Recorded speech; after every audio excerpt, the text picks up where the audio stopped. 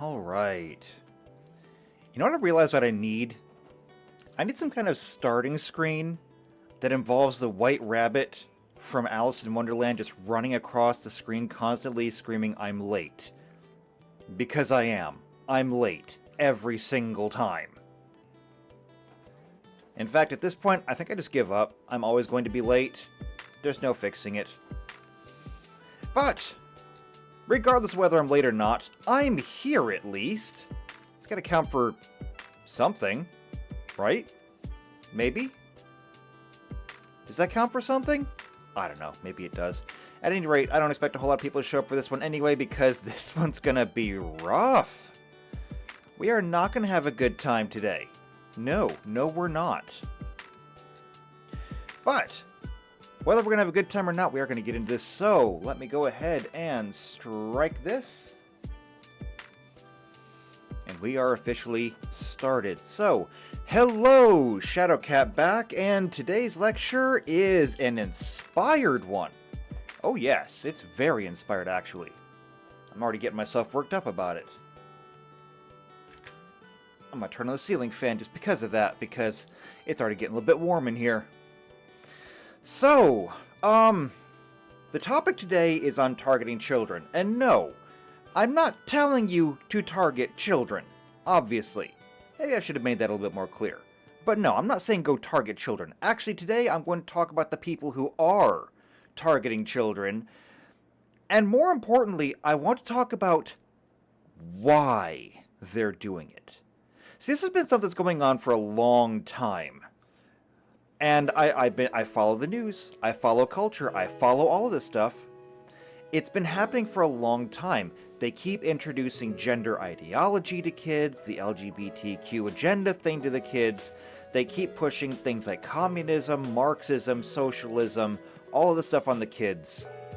And I listen to people complain about it all the time. I listen to people like the Daily Wire complain about it. I listen to people like Crowder or Tim Pool. They complain about it. Officer Tatum, I don't watch a whole lot of what he does because I find him a little on the annoying side, but he complains about it like every day. But while they're all set to complain about it, I find that they all have the same problem. All of them are discussing what's happening now. None of them are asking the question of why are they doing it? And I will say that Crowder actually kind of stands a little ahead of the others in this regard. He does ask why. But even so, I don't think even he gets to the root cause of it. And maybe it's because everyone thinks that this is kind of obvious. I mean, perhaps that's the reason why. Perhaps everybody knows.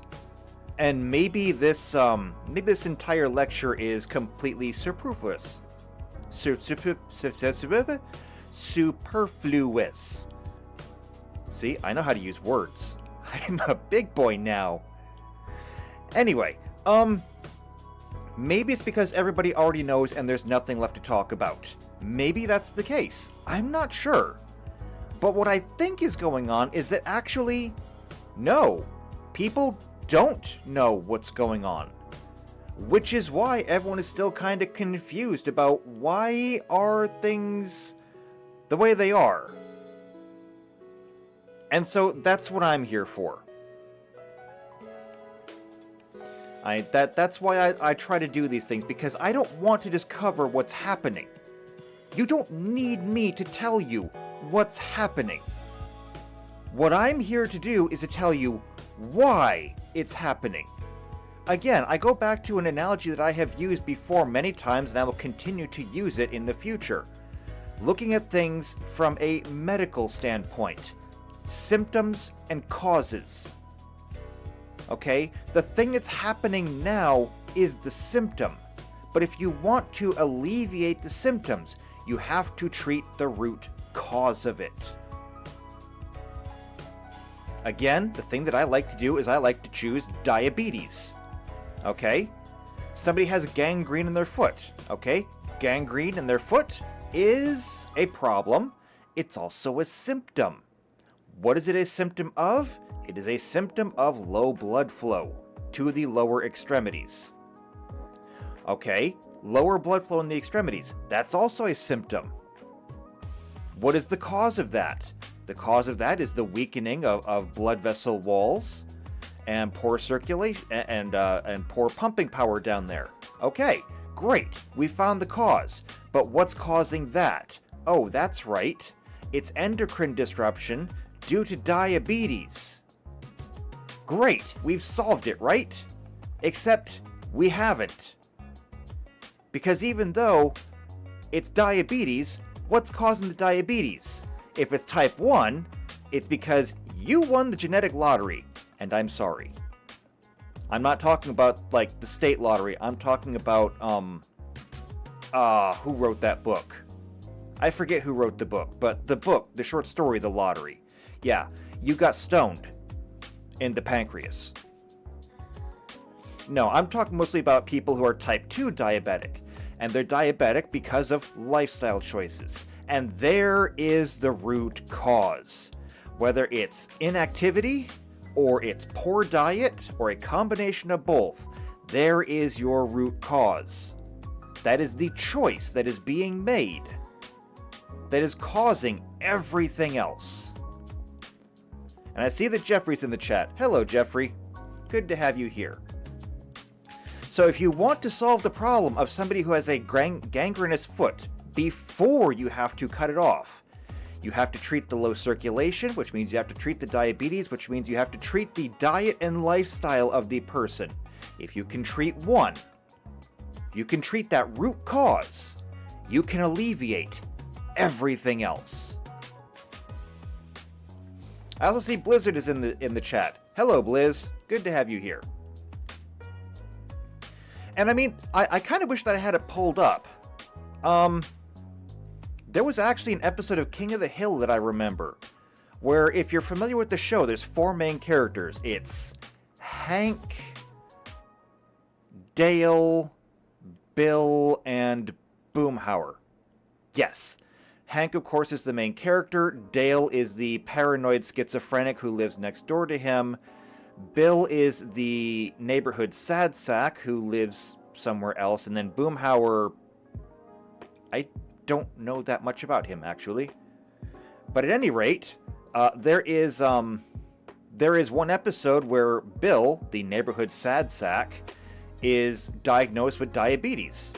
And what does the doctor do? The doctor gives him a wheelchair and says, well, if you're not going to change your lifestyle, if you're not going to change your diet, you're going to lose your legs and we're going to stick you in this chair for the rest of your life. And of course, he just resigns himself to it. But what does he do after he gets tired of being a sad sack rolling around the house?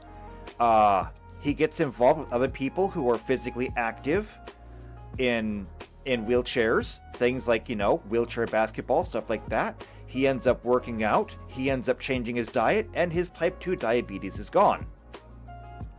This is a long tangent to go on to say that, if you treat the root cause, because he realized, after that, hey, he's going to be fine. He made the changes he needed to and all the other problems went away. He treated the root cause, and everything else was fixed along the way. So too is it with culture. When we talk about things that are going on with children nowadays, we look at what's happening, but we don't look at what's causing it. We might look one step away and say, okay, somebody has introduced my child to gay sex. Let's blame the teacher. And I mean, that's true, that's valid, okay, definitely blame the teacher. But why was the teacher even inclined to do this in the beginning? Where does it stem from? What is the root cause? And so this is going to be the subject of today's lecture. And for this lecture, I even have notes and an outline. So, I'm bringing back everybody's favorite thing. There it is. Nope, not that. There we go, that one. I'm bringing back the spreadsheet. Everybody loves spreadsheets, right? I love spreadsheets, you love spreadsheets. On the stream last night with the White Cloaks, they love spreadsheets, everybody loves spreadsheets. somewhere out there's an actuarian who's literally crying into their morning cereal with water instead of milk because actuarians don't make that much money. Or is it just actuaries? I forget. Either way, people who work with spreadsheets all the time. They're very sad people. I know, because I'm a sad people, and I work with spreadsheets all the time. Ergo, it must be right. Alright, so when we look at this, you can look ahead if you want, but we're just going to go through the entire list of things. Because I want to cover everything from the root cause up. Okay? And to do that, we're going to have to go through some history, we're going to have to go through some ethics. The one thing that I did not put on here, and I just realized I didn't do it, is previous lectures that I'm going to be referring back to. I'm going to be referring back to things like the slippery slope argument that I covered. I'm going to be talking about good and evil, of course, because much of this is explicitly evil. I'm going to be making references back to a few of my lectures before. Without further ado, however, let's get on with it. So first things first. Most of us recognize, if we have not been directly involved with it, that throughout history, there have been some things that have been regarded as just wrong. For example, when we go back into the history of warfare, when we go back to the days when we were, you know, largely, what's the word I want here? I'm talking about like Roman times, Persian times, things like that. What would you call that period of history? It's not medieval. I don't think it's technically medieval. I'm not sure. Either way, that period of time, war was common. I mean, there was generally conflict between every single nation state in the world, to some degree or another. Even if it wasn't full-blown war, you would still have things like raiding parties who would go from place to place. They would burn, loot, pillage, everything else. And if it was groups like barbarians, then yeah, they would go through and they would just raze everything. But if it was some kind of standing army or militia, generally speaking, they would go in with a purpose. They would go in to replace a leader or capture a territory and install a leader, whatever that was. But in general, there were several people who were regarded as being off limits. Those people were the women. By and large, the women were off limits. Why? Well, because you need them. You need women because somebody has to birth the next generation. If you slaughter all the women, then you're not going to have a next generation. Now, sometimes they would do this in a place that they didn't intend to hold, but in general what they would do is if they would capture an area, they would slaughter most or all of the men and they would take the women back home. After all, women could bear sons for your men, and that would continue to grow your little empire. The same thing was true with children. Children were generally taken back. Children could be brought back as slaves, they could be raised as servants, they could be given many other things, but you would not kill children. And you would not kill children because, number one, they were useful, and number two, they were in general pretty harmless. I mean, no soldier wants to admit being downed by a 9-year-old. You just didn't want to do that. And then there were some exceptions to the rule. For example, people like blacksmiths tend to be removed from targets because, well, again, they're useful. That's why so many people are named Smith. Where do you think surnames came from? They came from your profession. Why are there so many Smiths? Because generally speaking, if an army rolled through town, the Smiths might be the only men left. Cook is also a very common name. Why? Because somebody's got to feed the soldiers. So if you were useful in some way, you might be spared. But I don't want to spend a whole lot of time talking about that. I want to talk about children specifically. Children were generally regarded as off limits. Okay? You did not kill children. Children were incapable of fighting back, or they were useful in some way, or it was just seen as basically cowardly. Okay? If you were a person who went through and just killed children, What's wrong with you? And we still see that nowadays. People who kill children, even in prison, people who kill children tend to be regarded as, what's the word I want here? Targets? Target's a good word. Yeah, people who harm children tend to be targets. Why? Because you just don't do it. And even in people who regard the law as basically, fluid, know that much. You just don't do it. Why? Because they can't fight back. We don't have slavery anymore for children, at least not here in the West. They do so in the Middle East and the East, but not in the West. However, children can't fight back. So you have to be a real piece of garbage to go after children. Point is, that continues today. So, why are children off limits? Well, let's go through them. Let's mark this off as done, and we'll go through them. So next up, first things first. And I already touched on this before. Why are children off limits? The first thing is vulnerability. As I pointed out, children generally can't fight back. Depending on the age of a child, and you gotta remember that when we're talking children, I mean children. Preteen. Okay? We're talking 12 and below. When I'm talking about children, physical immaturity, these children are not yet fully developed in any sense of the word. Their bones haven't finished developing. Their muscles haven't finished developing. For a lot of them, they're prepubescent. They haven't even begun the process of growing up. So, you're talking about fighting a child? Well, you're basically fighting a cripple. And you wouldn't do that, would you? Right? That's right, you wouldn't do that. Why? Because it's bad, and you know it's bad. The second thing is emotional immaturity. So just like they're not physically capable of fighting back, they're not emotionally capable of it. They don't understand what's going on, they don't understand commitment to these kind of things, they don't know how to cope with these kind of things. And we will get into that a lot more later. The point being that most adults are not capable of dealing with the stress and trauma of conflict, whatever that conflict may be. And I'm not just talking about war.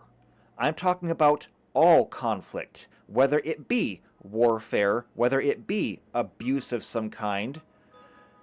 Most adults cannot handle that. Children are triply vulnerable to that because they don't even understand their own emotions yet or how to handle their own life, much less the rest of the world piling in on them. And that just kind of leads into the next one, which is limited mental capacity. Just like they don't have the emotional maturity to deal with this, they don't even have the mental capacity to understand why it's happening. Or to understand that maybe there isn't a why. I mean, again, this is something that most adults struggle with. Talk to some veterans. Talk to some people who have been involved in tragedies. And when I say tragedies, I'm talking like 9/11 kind of tragedies. Where even as adults, even 20 years past the fact, they still have to go through therapy and still struggle with the idea of why? Why would anybody do this? Just what? Why? And the question of why is a very important one. It's very important as a child because why is how we come to understand. But why is also a symptom of cognitive dissonance.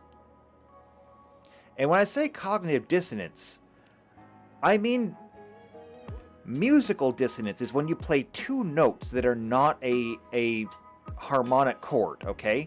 So you're playing something that is an off harmonic chord. It's that like scare chord kind of thing. Now picture that sound played on loop, 24 hours a day, 7 days a week, 52 weeks a year, okay? it wears on you, okay? It will break you down. Just like people who struggle with trying to comprehend great tragedies, it will wear on them. It'll wear on an adult. Again, it'll do so triply on a child who doesn't even have the capacity to formulate the why question. So we talk about the vulnerability of children. They are literally incapable of handling anything the world has to throw at them. Now, I do want to put a little bit of a caveat on that. I'm not going to say that children are completely helpless. They're not. And of course, every child is going to be different. In general, however, they're not ready for the world. Now, I am not one of those helicopter parents who says that your child is not even allowed to go outside. No, children should go outside. If you've got woods, they should spend their days running through the woods, catching frogs and bugs and climbing trees. Yes, they're going to fall out of a tree. Yes, they're going to get hurt. However, these are not the things that we need to protect them from. Children are not going to be victimized by trees. However, there are things in the world that can and will victimize them, and we do need to protect them from those. We will get into those things later. And in fact, we're going to start getting into them right now. So, as we express that they are vulnerable to things, we have a lot of different things that we put into place to shield children. Almost every Western country has, or had, some kind of structure in place to protect kids. And the reason we do that is because we recognize that children are vulnerable to certain things. They need to be shielded physically, protected from physical harm. Not the physical harm, again, of a tree that they might fall out of. The physical harm of people and animals who might want to hurt them. A wild dog may try to kill a child. We should protect a child from that dog. There are people out there who would also harm children. We should protect children from the people who want to harm them. They should be allowed to develop naturally in their environment, and their environment should be the only threat that they have to deal with. We don't allow people to add to that. So we have many different things that'll do that. Primarily, that's kind of a community thing, though. Again, these are principles that we all agree on. This is not necessarily a particular organization. Although organizations do exist, we're talking about just the general concept that we should be protecting the children from people who would do them harm. Next are the ethical considerations. This is the why. Okay, so we've already established what in terms of principles. Next we ask the why are we doing this, okay? And the reason why we do this is because children should be afforded the opportunity to grow up and to enjoy their childhood. They do say that you're only a child once. Unless you review toys on YouTube, in which case then you can be a child forever. But children only get to be children once, and there are important things that come in childhood. There are important growth moments that come in childhood that you don't get the opportunity for when you grow older. Like the idea of just like going outside to play. It is something that most adults don't really get to do. Why? Because adults have responsibilities. Adults are expected to have already learned all the things that they need to learn, and now that they are no longer children, they have put away childish things and they are going to do what needs to be done, primarily to protect the next generation. And in doing so, you allow them to be children instead. This allows them to play, to socialize, to learn on their own, to learn the things that they're not necessarily going to be taught in school or from their parents. After all, their parents are going to teach them reading, writing, mathematics, things like that. All the advanced cognitive skills that they're going to need as they grow up. But what do they learn in childhood just by being children? They learn socialization. They learn physicality, dexterity, athleticism, things of that nature. People who don't have the opportunity to enjoy their childhood like that tend to grow up stunted in some way. Similarly, protecting the innocence of children, which is to say that there are things in the world they cannot affect and they do not need to know about, or things that are so far advanced in terms of age and maturity that they have no reason to know about these things yet, and they have no capacity to understand them. And we go back to that idea of capacity because, as I stated, under vulnerability, they don't have the ability. And if they don't have the ability to deal with these things, they should be protected from them.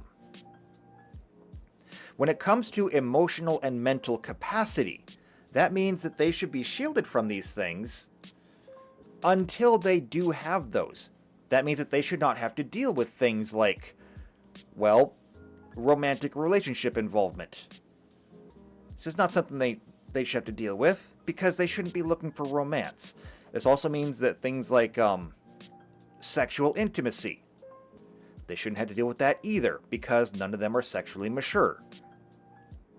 So we protect them from these things until they have reached an age where they are capable of doing so, and then we can allow them to be introduced to it. And that's going to be a very important subject of today. So we're going to mark this one off and we're going to move on because we do have a lot to get through and we're already half an hour into this. This one is added just because this is an actual organization.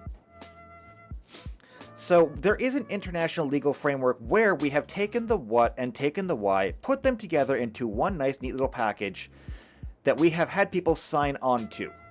Okay, the United Nations Convention on the Rights of the Child from Protection, United Nations Convention on the Rights of the Child, UNCRC. Yes. So that is the little package that everyone can sign on for. Now, does it do any good? No, it does not. Because we have the UNCRC, and then we have places like Saudi Arabia who sign on to it, and it's just like, kind of seems like it doesn't actually do anything then, does it? To which the answer is, no. No, it does not. Regardless, though, we have signed on to it. I think every or most members of the United Nations have signed on to this kind of thing. At least it's nice in theory. The idea simply being to protect children from violence, exploitation, and abuse. That means keep them out of war, protect them from predators, protect them from people who would do them harm, just generally protect children.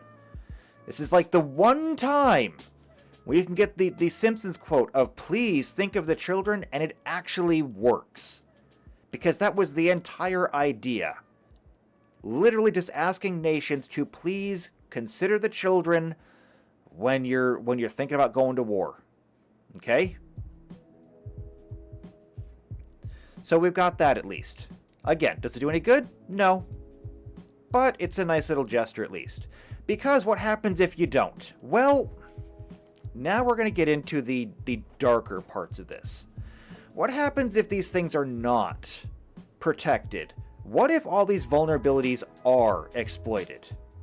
Well, whether the damage done is of a physical nature, emotional nature, psychological nature, sexual nature, we're talking about people going through situations that are out of their control, that are beyond their comprehension, that may leave scars for the rest of their lives.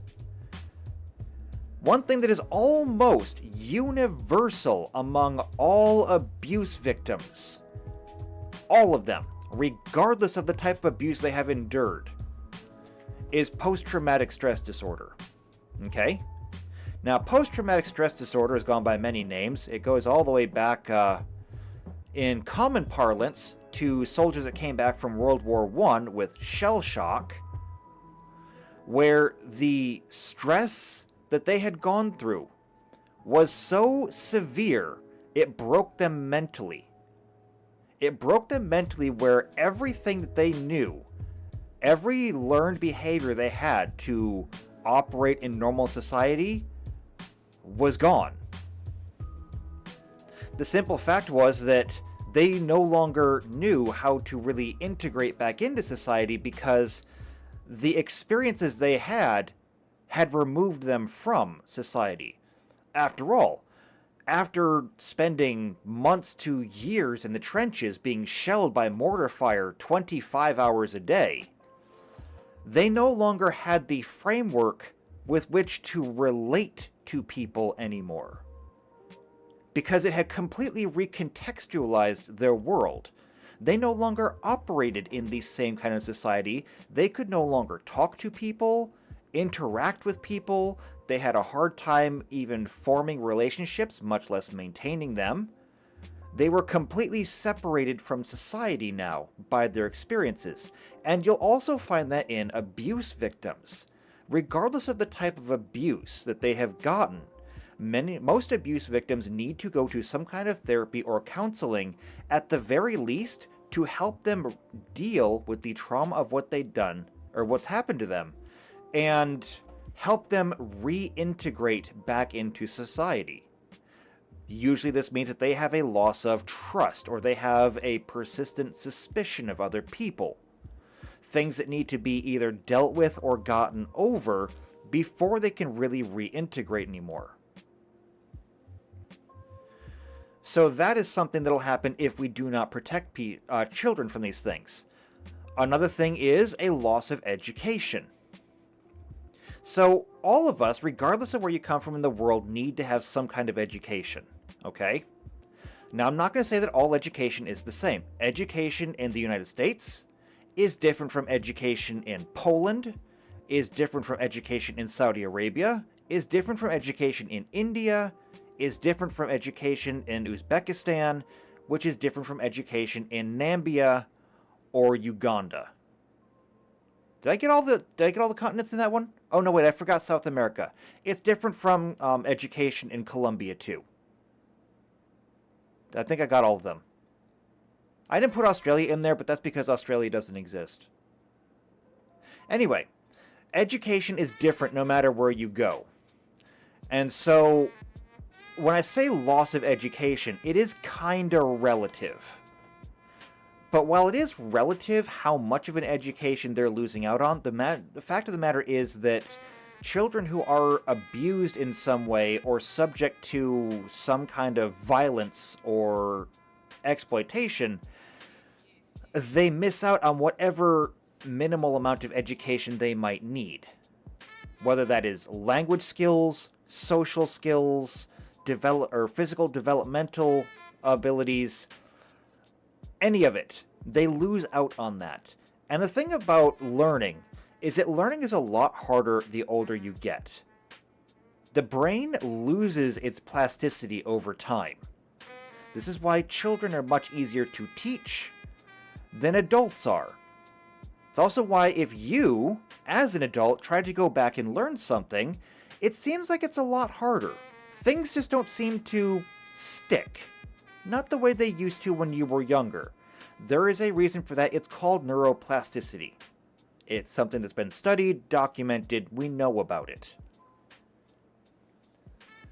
And the fact is that if somebody is going through all of these problems as a child, and they miss that window to go through and learn all these things, even if there's no lasting effects from whatever they went through, the fact that they lost that window of time is enough.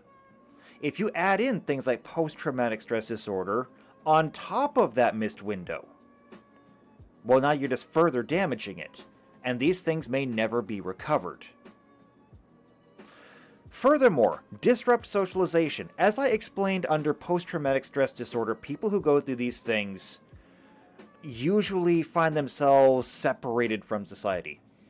They find themselves unable to form bonds, to form relationships, to even relate to people on a personal level because their experiences are so much different than everybody else's. When you then add in things like trust issues, confidence issues, things like that, you make the formation of these social bonds even harder. And All of this is in addition to the fact that most of these people who go through violence, who go through exploitation and abuse, never had the opportunity to socialize in the first place. As we stated above, protecting children while they develop, giving them the opportunity to run, to play, to train their mind, to train their body, and to socialize with other children and learn social cues, social manners, things like that. If you take that away from them, then not only are they going to struggle to form these bonds with other people in society, but they're going to be starting so far behind that, as I mentioned with neuroplasticity and how it gets harder to develop and learn the older you get, they are going to start so far behind, they may never actually catch up. To imagine if everybody starts at 0 and normal growing up, you get 1 point per year. That means that any normal child who's allowed to grow, play, develop at age 10 would have 10 points. But a child who is not allowed to grow and develop, who may not even be taught language skills, who may not be taught social manners or even cultural standards, they may never get a point. And so if at age 10 you start getting half a point per year, and at age 20 you start getting a quarter point per year, that means that by the time your victimized child grows up and they're 15, 20 years old, not only is every other normal person at 15 points by the time they're age 20, but your victimized child at age 20, either they have 0 points, or for the last 10 years they may have only been getting 1 point or a half a point per year. So maybe while everybody else is at 15, they're still sitting at 5, if they're lucky. And they will never, ever catch up to normal society. And the fact is that as everybody keeps accumulating points in social ability, that gulf will grow. They will continue to gain points ahead of them, and these people who were damaged as children will continue to fall further and further behind, which causes more stress, it causes more alienation, and it further degrades the problem. And so that leads into that final point of hindered development. These people do not develop at the same speed, even if you treat for their issues. And by the way, treating for these issues is a lifelong process. Nobody is ever done going to therapy. I know that a lot of people will see things like the movie Good Will Hunting where, what's his name? I can't remember his name. The kid and Robin Williams. They go their separate ways after a while. Yeah, in real life, that almost never happens. Most people who have to go to therapy for life. They might lower the times they visit, but that never stops. And that never stops because these things don't go away. Post-traumatic stress disorder never goes away. The best outcome for PTSD is that after enough time in therapy, they learn to deal with it on their own and they no longer need the external help. But that doesn't mean they don't deal with it every day.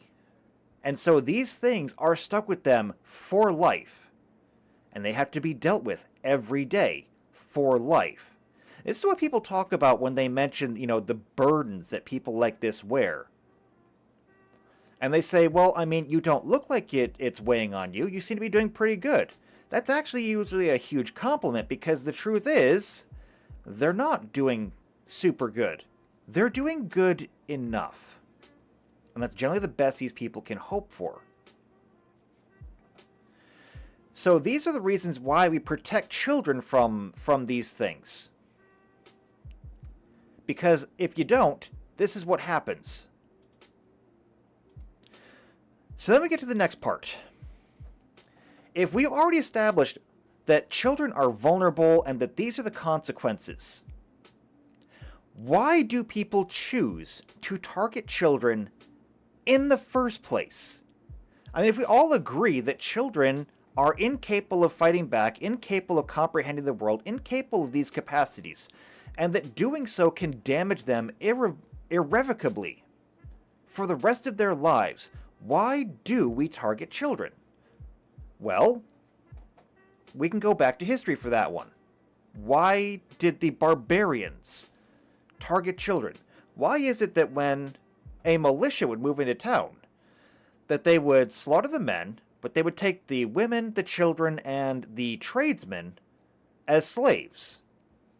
But why is it when the barbarians came through that they would just slaughter the women and children and all the men, including the tradesmen? Did the barbarians have no use for slaves? Did they not like women? Were they all gay? No, the answer is that why did they slaughter children? A lot of times it's because they could. Because the children couldn't fight back, and so they were easy pickings. The same thing was true for the women. Same thing tended to be true for a lot of the tradesmen, too. I mean, if you were a cook, you probably didn't spend a whole lot of time training in warfare. You were not a soldier. And so, yeah, easy pickings. Why target them? Because you can. Because they're not capable of fighting back. Now, of course, that's the barbarians, and, historically speaking, that's a very, very gross overview of them. Obviously, barbarians did take slaves sometimes. They did take the children sometimes. But, generally speaking, if anybody was going to slaughter an entire village and raze it to the ground, it tended to be the barbarians. Nowadays, we don't have so many barbarian tribes. But we still see people that are targeting children. Why?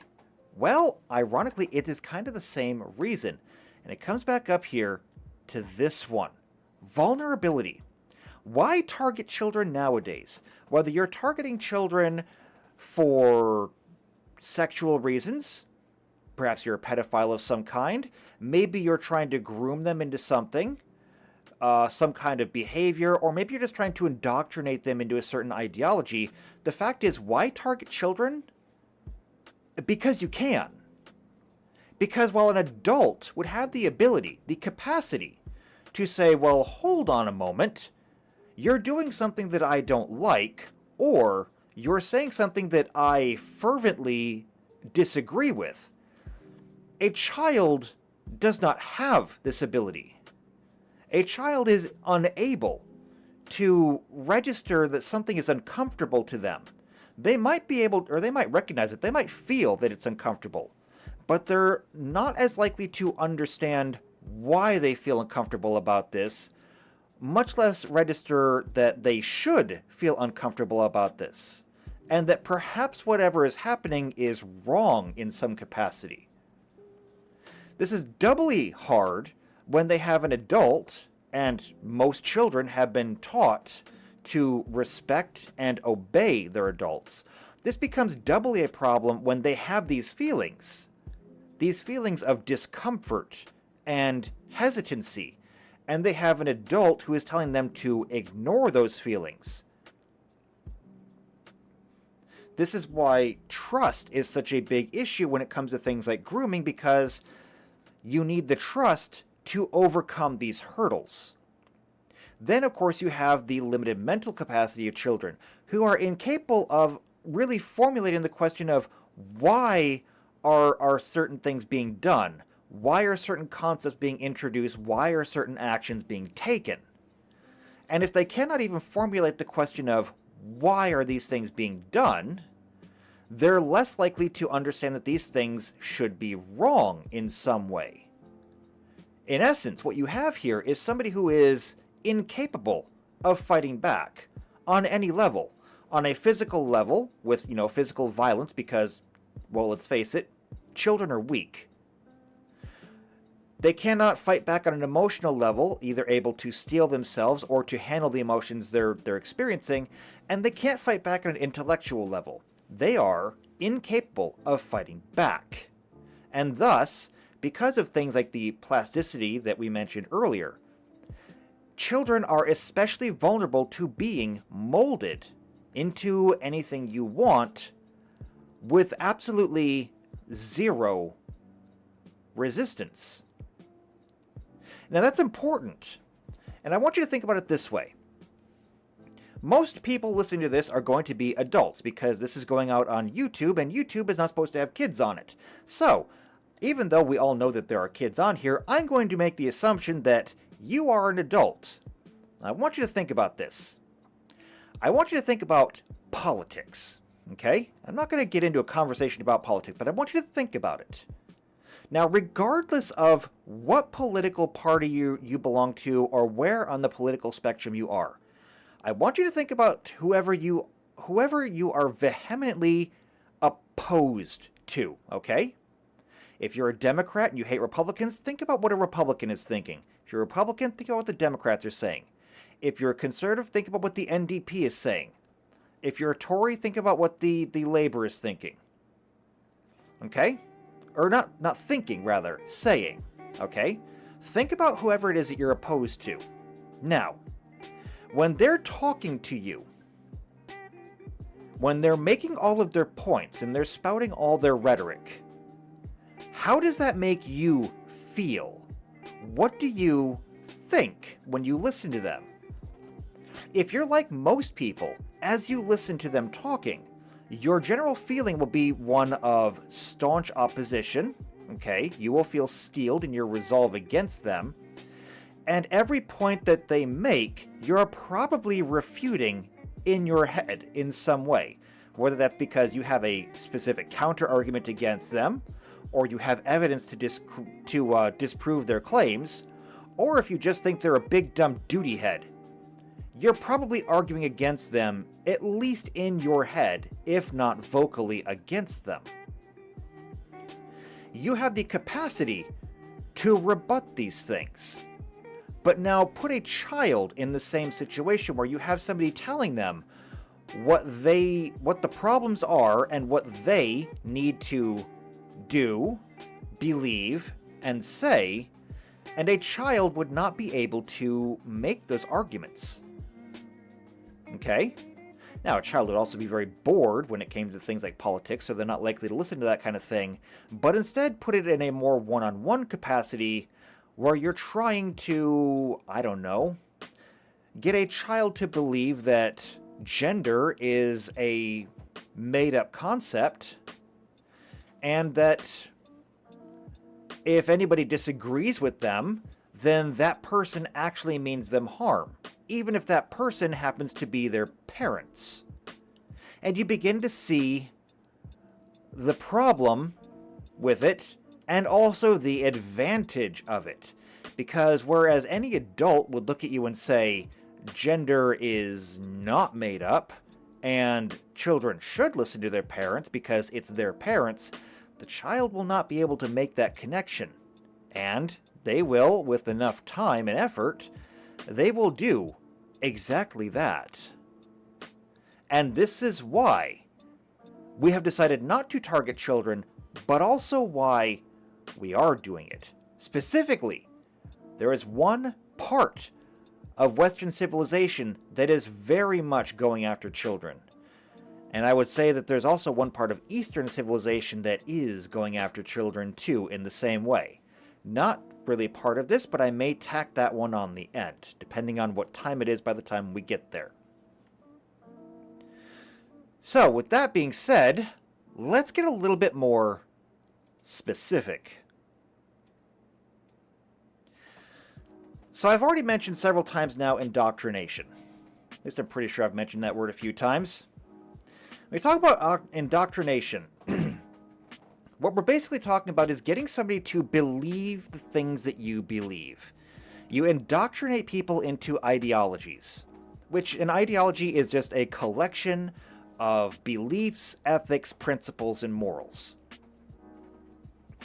For example, if you happen to be Christian, part of your indoctrinated ideology, if you were raised Christian, you probably believe in the Ten Commandments as brought down by Moses.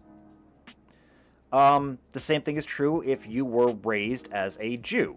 If you were raised Muslim, you probably believe in the 5 pillars of Islam. You have been raised in this, you have been taught this, You have been indoctrinated into this because everybody has told you what you should be thinking, feeling, and believing. And, well, that's what you think, feel, and believe. The fact is that a lot of people use indoctrination as a bad word, and it is, but they like to pretend that indoctrination is specific, selective, like it's not something that we do every day. The fact is that we do indoctrination every day. I, right now, am indoctrinating you. Okay? Just so we got all the cards on the table, I am indoctrinating you. So you gotta tell me, is it working? Is it working? I'm gonna get a drink right now. You let me know if it's working yet. Ah, because I am parched.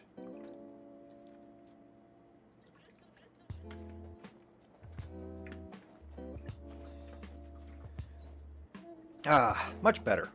I can now talk for at least 23 more hours. I might need one more drink before that, before the 23 hours is up.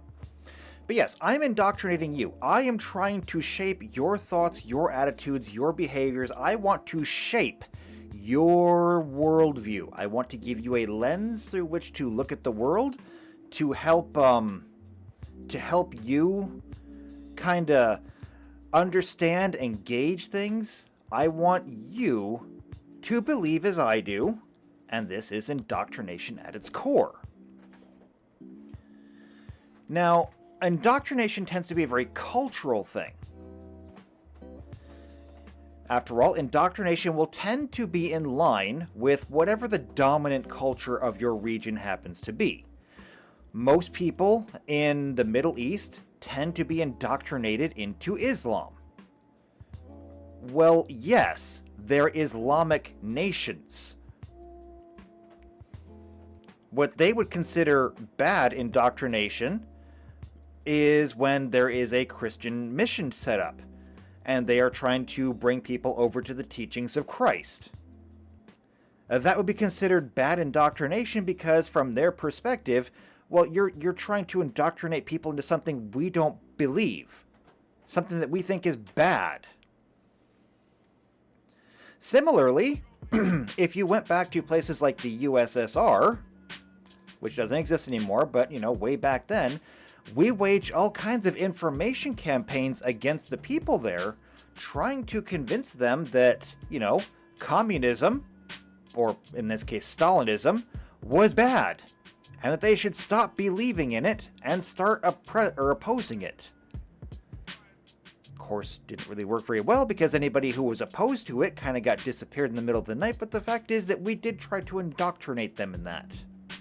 And so we see that nowadays, in places like the US, Canada, the UK, most parts of Europe, even though we're all different nations, with different languages and everything else, we did all still have some very similar principles. While we may have all had different laws, we all believed in at least some form of democracy. We believed in some form of representation. We believed in similar values. But now, in every single one of these, we have had an upstart trying to indoctrinate other people into various other beliefs. We covered much of this last week when we covered the progressive religion. And we established that it is a religion. It is a religion with its own principles, its own morals, its own rituals, everything. It is a religion. And it is trying to indoctrinate people into following it, as every religion does. Most nations in the West tend to be Christian in some way, shape, or form. And what do? Well, we do try to get people to follow. Why? How? Well, the why is because we have a cohesive society and we like to keep it that way. We have failed at that. The how is by simply doing. We celebrate things like Easter. We celebrate things like Christmas. We keep things like the Ten Commandments in most of our laws, where we punish things like stealing, we punish lying, we punish murder, things of that nature. So we do have something that we try to indoctrinate people into. There are people who are trying to indoctrinate people out of that, however. Specifically, when I talk about this, I mean into the progressive religion. They have all kinds of reasons and excuses for doing it, but indoctrination is indoctrination all the same. And you see this everywhere you go. Just to bring up a couple of really topical examples, I think most people are aware of what happened with Anheuser-Busch and Bud Light when they got the trans person Dylan Mulvaney to sponsor their beer or market their beer. I'm not sure exactly what the term is. Either way, Dylan Mulvaney tried to sell their beer. It did not work out well. At the same time, Dylan Mulvaney has been sponsored by a whole bunch of other people, and it's going poorly for all of them as well.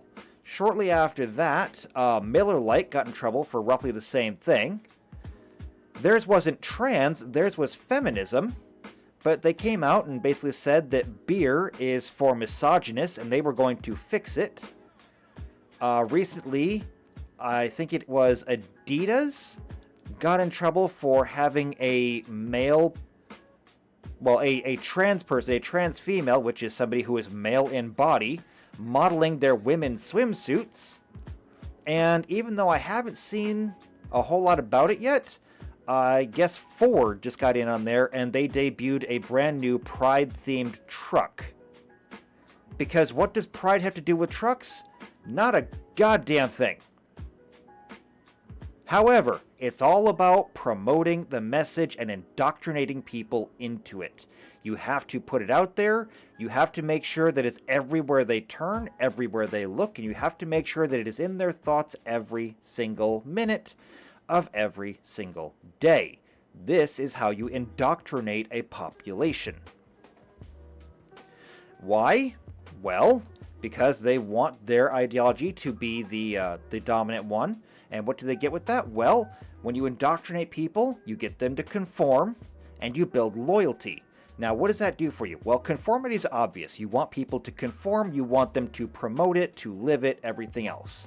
You also want to build loyalty with it. Why?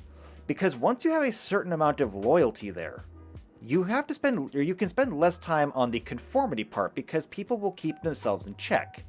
They'll keep each other in check. People will conform to the whole. That's why indoctrination tends to be so hard to get rolling, because most people will look at that and they'll say, yeah, no, we don't care about this kind of thing, we don't agree with it, and we're not going to follow it. However, the more numbers you can indoctrinate, the easier it gets. And why? Well, the answer is simple. Promote a specific worldview or advance some kind of agenda. Well, that's obvious. As we discussed, progressivism is some kind of religion. They're trying to indoctrinate people into it. They're trying to promote it. They're trying to advance it. That's how indoctrination works. Okay, so you've got indoctrination down pretty well. But what's more important today is going to be grooming. Now, why is grooming more important here?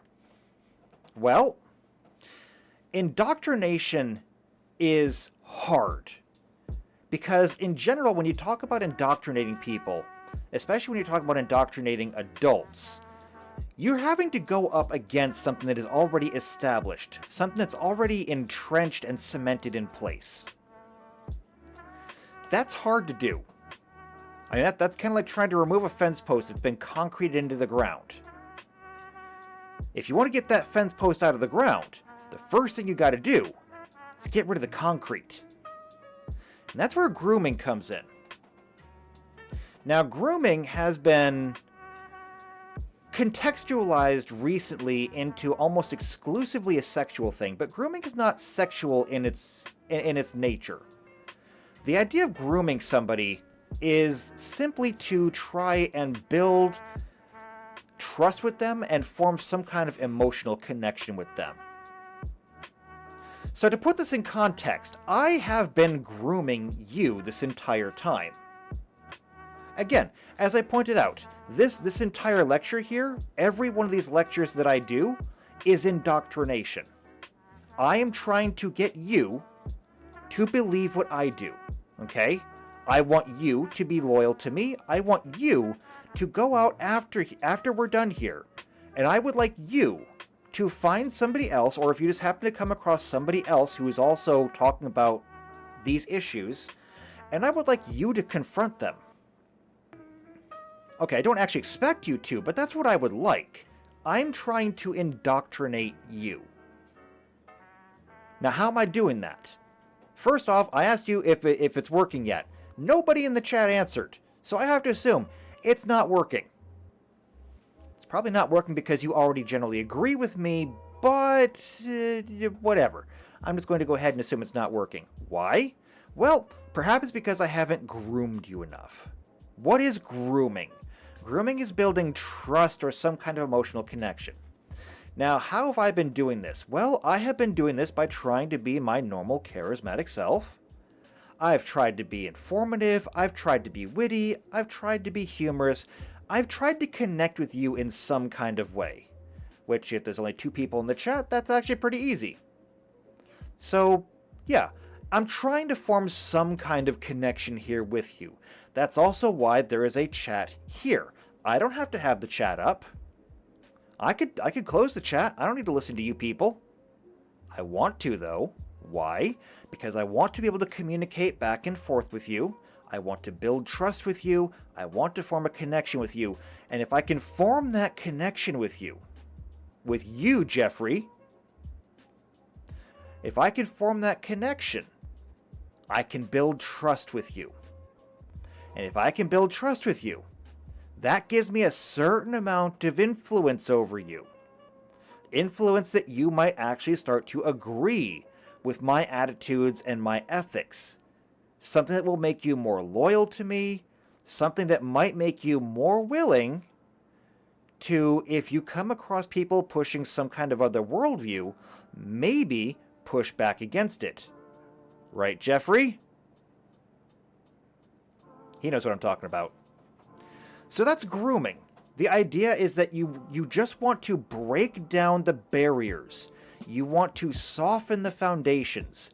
You want to make them more pliable, more plastic. You want them to come over to your side first. Jerry says, "Why you gotta call me out?"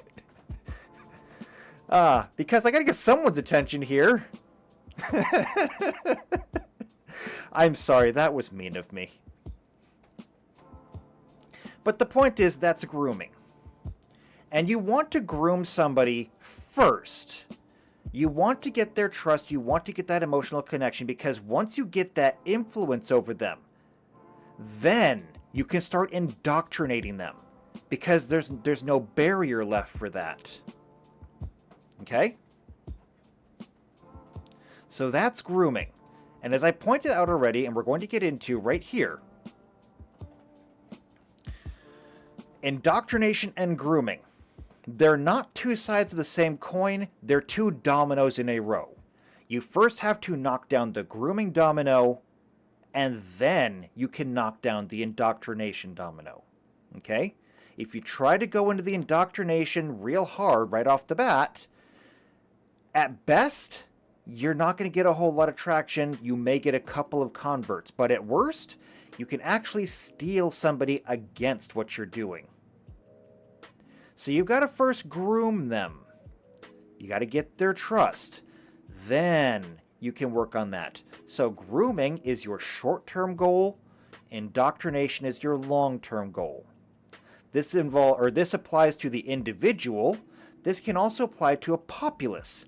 It is possible to groom an entire populace at once. You just have to do it very slowly, one person at a time. Just make sure that everybody kind of knows you, trusts you. Then you can roll them into the indoctrination. So grooming, short term, indoctrination, long term. That's actually going to be very important. Because now we're going to get into something more specific. I'm going to get into the actual indoctrination and the actual grooming. And for this, I actually have some visual aids. Okay? I do. I have some actual visual aids.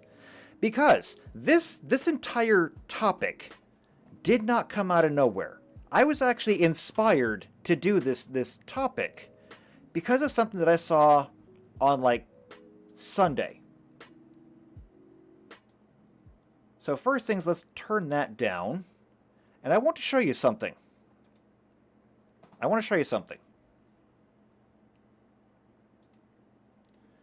So let me bring up my browser here. Nope, not that. Don't move that. Someday I'll figure this out.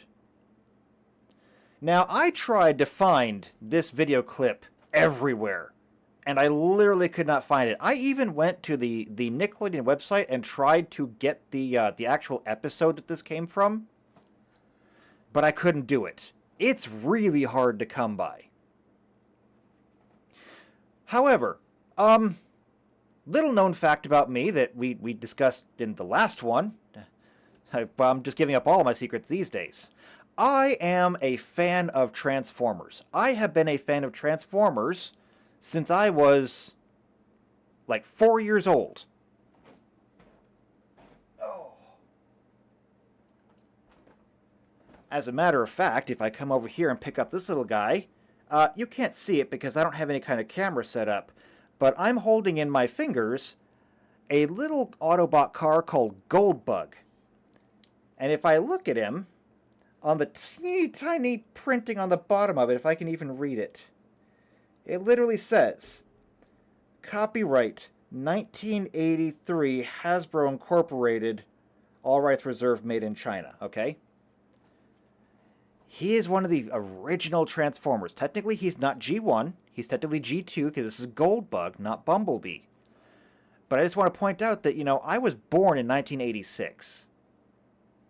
This guy was made before I was even born. He was one of the first Transformers that I ever got, and I've still got him. I still have my G1 Prime around. He's not in great shape, but I've still got him. Point being that I love my Transformers. I really do. And yes, Jeffrey, Goldbug. It's Bumblebee, except he's gold. So picture a Volkswagen Beetle, one of the old Volkswagen Beetles, except make him gold. And his face changed a little bit. And he got a new voice actor. And we're supposed to pretend that this is still Bumblebee. It's not Bumblebee, okay? We're not dumb. So I am a huge Transformers fan, have been for years. I have a massive collection of Transformers. And if you support me on Patreon, I can get more Transformers someday. I'm kidding. I actually have other things I need to spend it on. But, you know, if I ever became a really, really big YouTuber and I was making, like, you know, 5 figures a year and I could afford it, I would have so many more Transformers. I literally... Look, okay, here's my browser. Here's my browser. Okay, we're looking at this. You want to know what I was looking at or watching before this lecture? I was watching review, okay? A review of the Legacy Commander Armada Prime. Okay? I'm not shy about it. I love Transformers. And I desperately want one of those. Point is, when this showed up, it stunned me. It absolutely stunned me. Because I should have seen it coming, but it still bothered me that it happened. So this is what happened. This is a video clip from an episode of Transformers Earthspark. Now, for those who are not aware with how Transformers works, Transformers started off as a children's cartoon and toy line. However, all those children from the 80s and 90s, they growed up. I know, it's awful. I hate being an adult. But being an adult has its perks. The fact is, however, the people who loved Transformers back then, like me, we still love Transformers now, and so Hasbro kind of split. There is now an adult Transformers, and there is a children's Transformers. The adult Transformers has nicer figures, like that one, and it has more complex storylines, like going into the actual intricate details of what makes the Autobots and Decepticons different, what makes Prime a bad guy, what makes Megatron a good guy, even though Megatron is much more bad guy than good guy, and Prime is much more good guy than bad guy. It makes them complex people. It gets into kind of the horrors of the Autobot and Decepticon war. It's an adult Transformers. Then, of course, there is the much simpler children's Transformers. And that's where we get into this. Earthspark is designed for children. So it involves a lot more bright colors, a lot more rounded edges. It's got a lot more, goofy things going on in it. But then there's things like this. Okay? And the audio quality is not great. I don't know what the volume is going to be. Obviously, this is on Twitter. I'm not on Twitter. This is just the only place that I could really find this clip. So this is from Libs of TikTok, who I cannot believe is still on Twitter, but there you go. Let's see how well this plays. I'll shut up now. My pronouns are they, them. Thanks. I'm Sam. I'm she, they, but you already know that.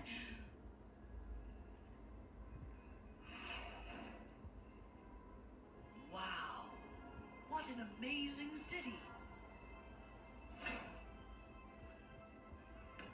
I'm sorry for how I reacted. It's just, sometimes the world can be a scary place. It's hard to know who's dangerous or not. That's true, though disappointing. Hey, it's okay. I know I'm safe when I'm with my friends or other non-binary people. Non-binary? People who aren't female or male. Oh, I'm sorry. I shouldn't have assumed. I always knew my pronouns felt right, but what a wonderful word for a wonderful experience. All right. We're going to talk about this. Because now that we have some foundation for this discussion, we are going to go through this in explicit detail. This teardown of this 1 minute and 11-second clip is going to be rated X for explicitly vindictive. Okay? I'm not going to be nice. As we already discussed before, I'll bring it back in just a moment. But as we already discussed before... where is it? There it is. Okay. We're talking about grooming and indoctrination. The first thing we have to do, we have to build trust and an emotional connection to groom somebody. And for that, we want to gain some measure of control and some measure of influence over that individual. We need to build trust, emotional connection, and influence before we can start indoctrinating, to shape the thoughts, attitudes, behaviors of them, to gain their conformity, their loyalty into a group, and get them to start promoting our worldview. Okay? Let's keep that in mind. In fact, I wonder, can I just slide this down a little bit so I can keep it visible? And can I slide this up a little bit? I don't even really need to slide up that much. Okay, there we go. Now we can see both at once. Okay? Okay, we're good here? Good. We're going to watch this again, and we're not going to watch it actually play. I just want to go through and start looking at these, and thankfully they've got captions on it. Thank you for captions. So right here we can see we're meeting this Autobot, and I don't know what the name is. I think the name is like Nightbeat or something. I'm not positive on that, though. Either way, doesn't matter. And I don't know the human's name at all, so screw it. We have Transformer and we have Girl. So the first thing we see is the Transformer saying, my pronouns are they, them. Okay? Actually, hold on. I'm getting ahead of myself. Let's back up. Before we even get into what's being said and done, what do we have first? The first thing we have is, this is a cartoon, okay? By dint of it being a cartoon, it is supposed to be acceptable for children. You would not give a copy of Saw 4 to a child. Why? Because Saw 4 is not appropriate for a child. You know that, and on a certain level, the child also knows that. That is an adult movie. Therefore, if you're giving this to a child, you as the adult are saying, this is okay for you. You have now given this a certain amount of trust and authority for the child. Everything in here is okay for you. Okay? On top of that, it has many things in it to make it very attractive to children. Again, it has bright colors, it has nice rounded shapes, it looks very nice, it's very child friendly, it's very appealing. Children will want to come here. So you've said that it's okay for them, you've given it some air of authority, you've made it attractive. So by doing all of that, you have now brought the children in, and you have garnered some measure of connection and trust with them. Okay? That's why I wanted that to be left on the screen, so you can see underneath, and you can follow along. You have made a certain level of trust, emotional connection. Then we're going to get into what they're saying. With the Transformer, with the big, bright green eyes, coming out and saying, my pronouns are they, them. Okay? Well, if you're going to have the Transformer come out and say, my pronouns are they, them, well, what are you implying here? First off, you're saying that, well, of course, it has pronouns, but if it has pronouns, then perhaps everybody should have pronouns. Perhaps you should have pronouns. What are your pronouns? Children are not stupid. They are naive. They are ignorant.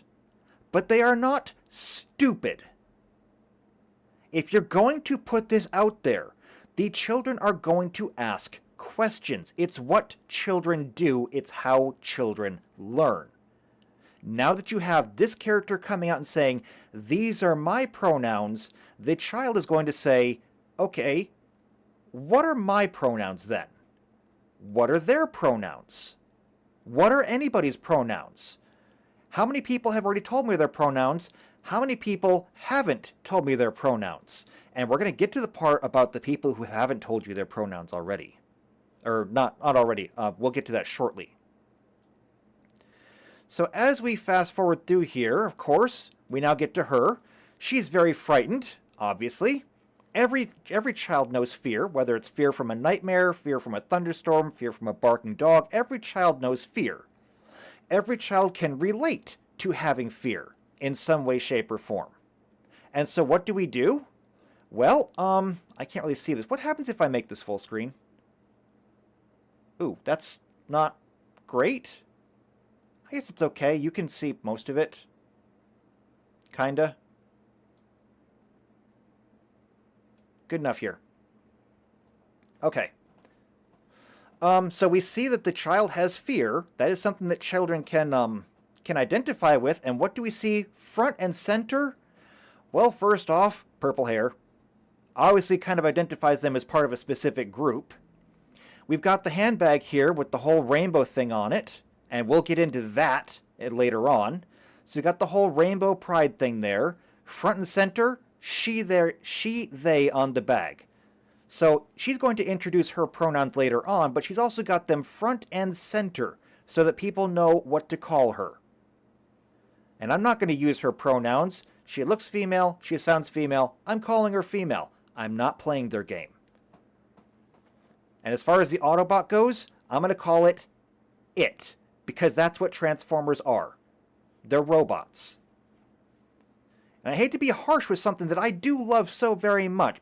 It's because I do love it so very much that I am willing to go ahead and be as harsh and painful with it as I can be. So in this shot already, you're seeing that they are trying to push more things in this direction. You know, Stanley Kubrick, the legendary film director, had a phrase. He called it every frame a painting. The idea with his moving is he wanted you to go through the film reel, and every single frame of his movie, you should be able to frame it on the wall, and it should be a piece of art unto itself. That was how he approached movies, and he was brilliant because of it. There's a reason why he was regarded as one of the best filmmakers of all time. He put that much thought into everything he did. And there is, I dare say, an equal amount of thought going into this. You would have to have an equal amount of thought going into this if you were going to pack so much into it. We move on. So, obviously, she says thank you. She says thank you because the Autobot gave her the pronouns, and she's like, great, you did a good thing. Thank you for doing a good thing. Obviously, we don't thank people for doing bad things, right? We say thank you, we did a good thing. And Jeffrey says, yeah, what I took is I was going to say they're bots. They shouldn't have a gender. Okay, if you want to go into this, what happened is, you're right, robots don't have a gender. However, part of it is because we have gender norms and we're the ones who made the cartoon. But if you want to get into the canonicity of it, a couple of things happened. Number one, Transformers don't have genders, but Transformers do have roles. Generally speaking, when the Transformers were created, Decepticons were created as war machines. That's why they have so many offensive alt modes. Jets, tanks, missile carriers, things like that. It's also why they're all really big, really burly, really strong. You don't see very many weak-looking Decepticons. About the weakest-looking Decepticon you find is Shockwave, and Shockwave is terrifying because what he lacks in brawn, he makes up in firepower. The Autobots, on the other hand, were built as laborers. That being, you had physical laborers for things like construction, and then you had trades laborers for the finer work. Your finer trades Transformers tended to come off as more female, more feminine, because they just weren't built like the big burly ones. And then when they came to Earth, and they realized that we had masculine and feminine, many of those trades bots decided that they were already built very feminine to begin with. They adopted a more feminine affect. That's when you got people like RC, Elita 1, Chromia, all of them. Whereas the rest of them, since they were already big, they were already burly, they were already strong, they adopted more masculine effects. Did that change what they are? No. But it did change their expression, and that's kind of why. I know, it's a long explanation for something that really doesn't matter, but now you know. We're all about education here. So anyway, getting back to this. She thanks the Autobot for this. She introduces herself, she says, I'm Sam, and then she offers her own pronouns in exchange. So what does this mean? Okay? We've already had the Autobot come in and offer the Autobots pronouns. The only appropriate response here is offer your own pronouns. Now, obviously, as I stated before, as soon as the Autobot offered its pronouns, what are children thinking? They're thinking, well, what are my pronouns? Here is where we're going to reinforce that, because what's going to happen now, not only should you be thinking about what your pronouns are, but if anybody else gives you their pronouns, you need to give them your pronouns. There's an old story, and I don't know if it's actually true or not, but are most people familiar with the Jesus fish? The Jesus fish. It's where it's just like two lines, okay? It's two curved lines. They meet at one end, and then they cross over at the other. So you end up with this kind of oval shape, and where it crosses and then comes out, you've got the tail fin there. They call it the Jesus fish. The rumor about it is that when Christians were being persecuted back during like Roman times, what they would do is they would walk up to somebody and they would just draw one half of the Jesus fish on the ground, and then if the other person was also a Christian, they would draw the other half of the Jesus fish, and then you would know that you're talking to another Christian. You would meet, you would exchange these pleasantries in a way that you understood, something that was in line with your beliefs, and then you knew that you had somebody that you could trust. The same thing is going on here, except instead of drawing a fish in the dirt, we're exchanging pronouns. Now we can understand that we're both on the same side. All right? We're both part of the same big happy team. So now we move on a little bit. I'm she, they, but you already know that. Of course, because we're all part of the big happy team, and of course because she's got it on her bag. Her bag is facing the Autobot. The Autobot can read the bag. Remember, back here, we put it front and center. Again, nothing is here on accident.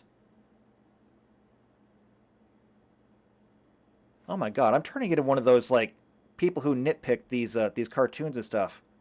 Wait, those people are massively successful. I can do this! Sorry, I got a bit excited there.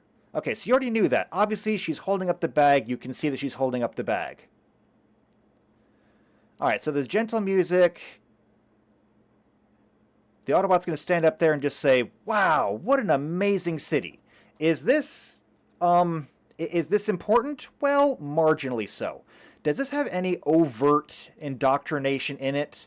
Not really. However, it does kind of make it look like, you know, if everybody was following this whole ideology, if everybody was trans, if everybody was progressive, what a wonderful city we could have.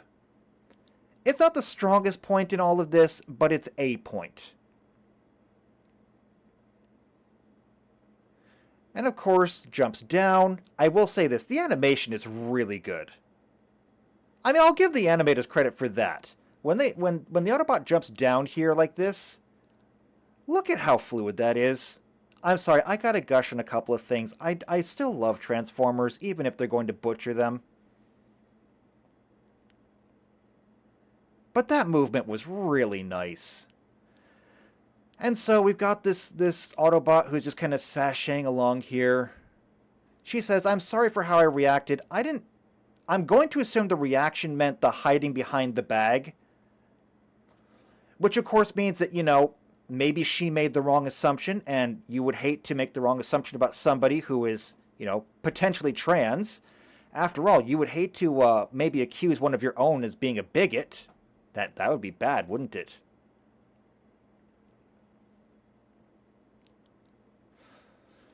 And here we get into the real meat and potatoes of it. It's just that sometimes the world can be a scary place, alright? Again, we already established that children know fear.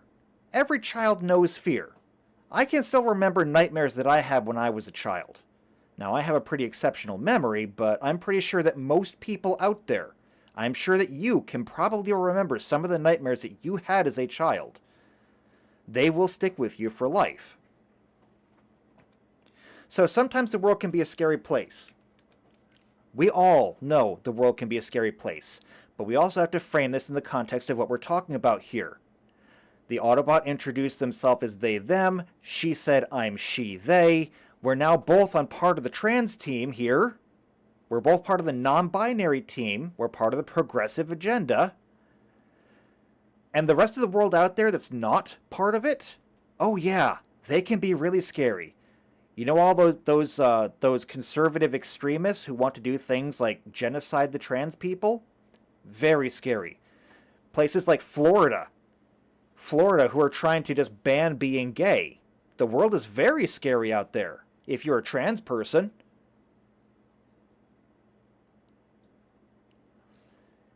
We move on a little bit. So it's hard to know who's dangerous or not. This is an insidious line to put in here. When we go back and we look at this in the context of this entire clip, first thing they did is they introduced their pronouns. The Autobot says, I'm they, and she says, I'm she, they. So now we know we're both on the same team here, and we both know that each other is safe. I'm safe for you. You're safe for me. However, what about people who are not on our team? If you're not on our team, then maybe you're not safe. As a matter of fact, if you're not on our team, you're probably not safe. Now remember what I said earlier, if you look down below, you remember what I said about loyalty. Conformity and loyalty to an ideology. This is where the loyalty comes in. Be loyal to your group. The group is safety. Those who are disloyal are dangerous. Those who do not conform are dangerous. And you should only interact with those people who actually follow your ideology. Again, children are not stupid. Every child knows fear. Every child knows the world is a dangerous place, even if they don't fully understand how it's a dangerous place. And now we're going to promote the idea to them that the people out there who aren't explicitly them, who don't believe the things that they do, those people are dangerous. And in this case, anybody who is not non-binary or not LGBTQ in some way are potentially dangerous. And what do you do with something that is potentially dangerous? You treat it as if it's dangerous. So you treat everybody they are dangerous until they give you a reason not to. And by the way, that could mean strangers on the street. That could mean your teachers. That could mean your friends. That could mean your family. If your family is not down with the non-binary crew, your family could be dangerous.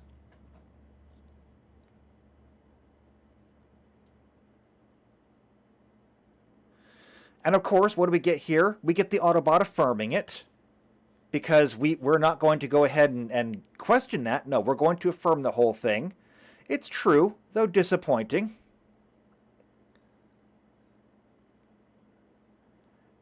It says, hey, it's okay though. I know I'm safe when I'm with my friends or other non-binary people. So even though anybody who is not non-binary could be dangerous, okay, just kind of blanket statement, anyone who is not non-binary or not LGBTQ could be dangerous. Every person who is LGBTQ is, without exception, safe. Anybody who is LGBTQ in some way is trustworthy and safe. Okay? No harm can come to you when you're with your people. But you must beware everybody else.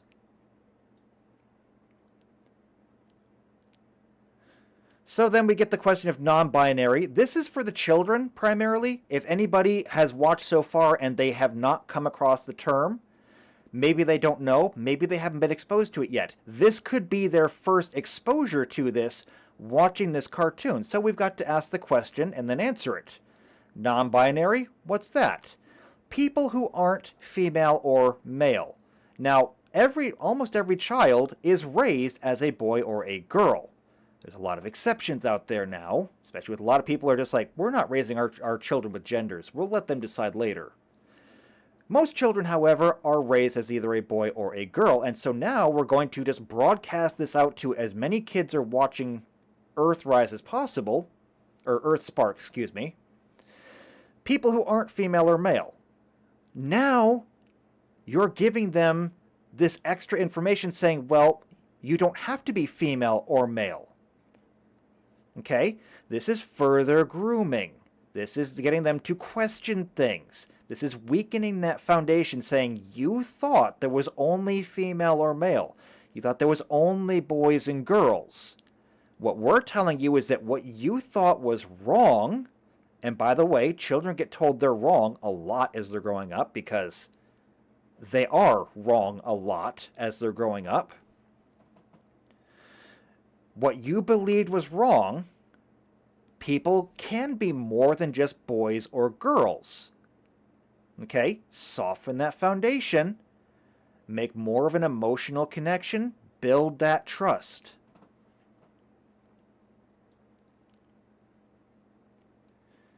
And so says, I'm sorry, I shouldn't have assumed, because that's a sin. You should never assume anything for somebody. Okay? Never assume anything. Which is not entirely a bad lesson. You shouldn't assume things in general about people. However, when you see somebody, you should be able to assume whether they're a boy or a girl. I'm getting a little bit mad here. However, we're going to move on. And next, I always knew my pronouns felt right. So not only have we established that you should be thinking about your pronouns, if somebody asks you yours, you should, or gives you yours, you should give them theirs, or whatever it is. I got that backwards.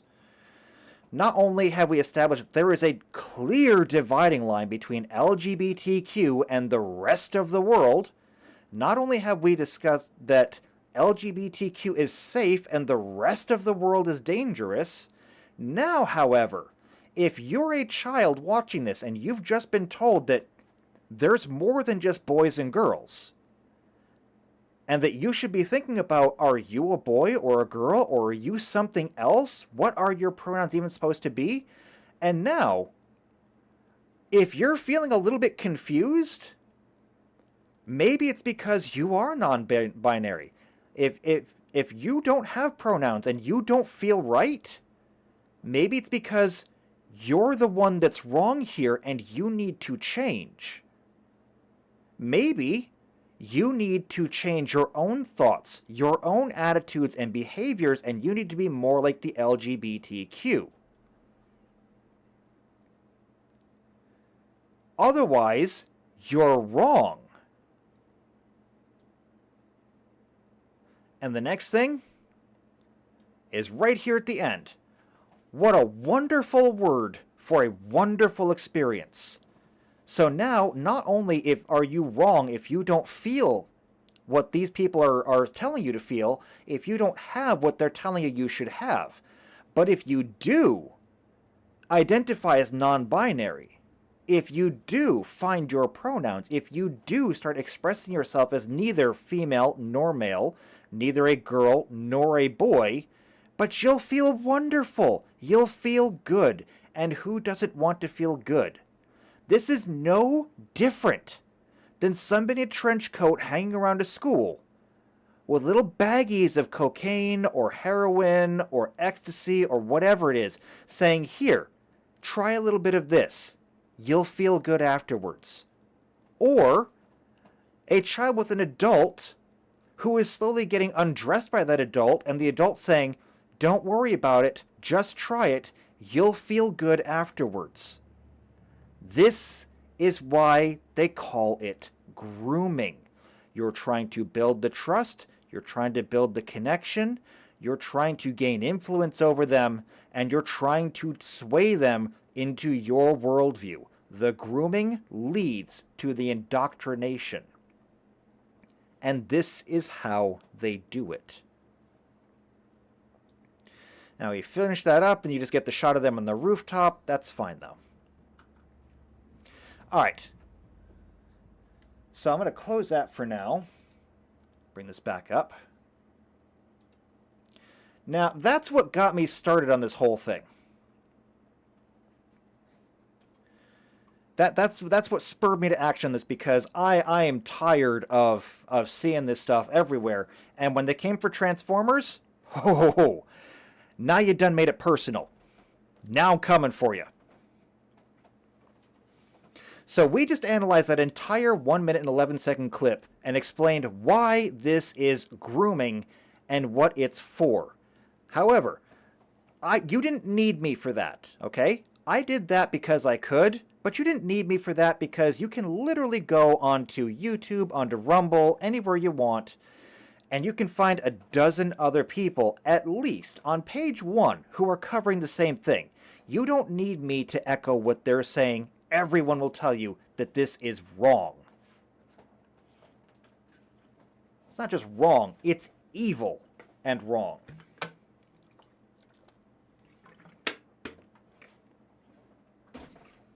No, what I want to talk about here is why. So I have more examples that I'm going to bring up. However, now that I've shown you that, I want to get into the next one. Okay?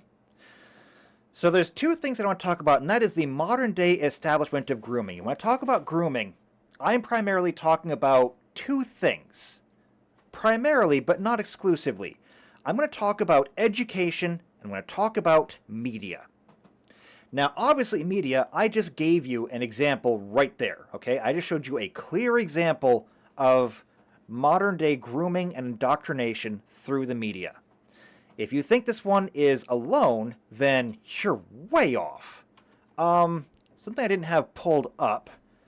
However, let me see if I can find it.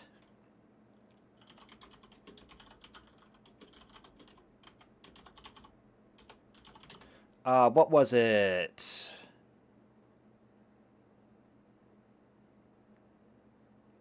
No. What was it?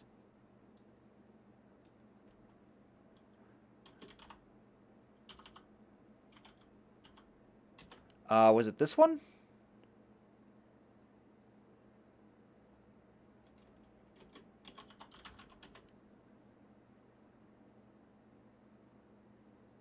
Ah, I think it was this one, actually. No, go away. I want to see your thing.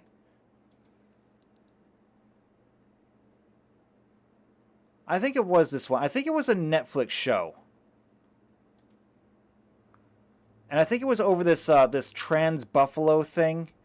Yeah, I think this was it. Netflix show Ridley Scones featuring the non-binary bison.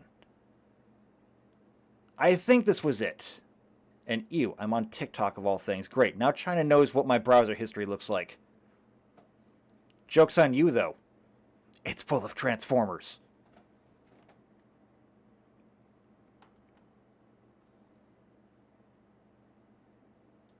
So if I turn this back on for a moment, yeah, Buffalo, They, Them, Netflix, I think this was it. So this just happened on Netflix a while ago. Netflix show Ridley Jones features a non-binary bison. That's here, but more importantly, I do believe this show got canceled. Like, really fast. And I can't see it. Either way, though, I know what happened. It's in here somewhere, but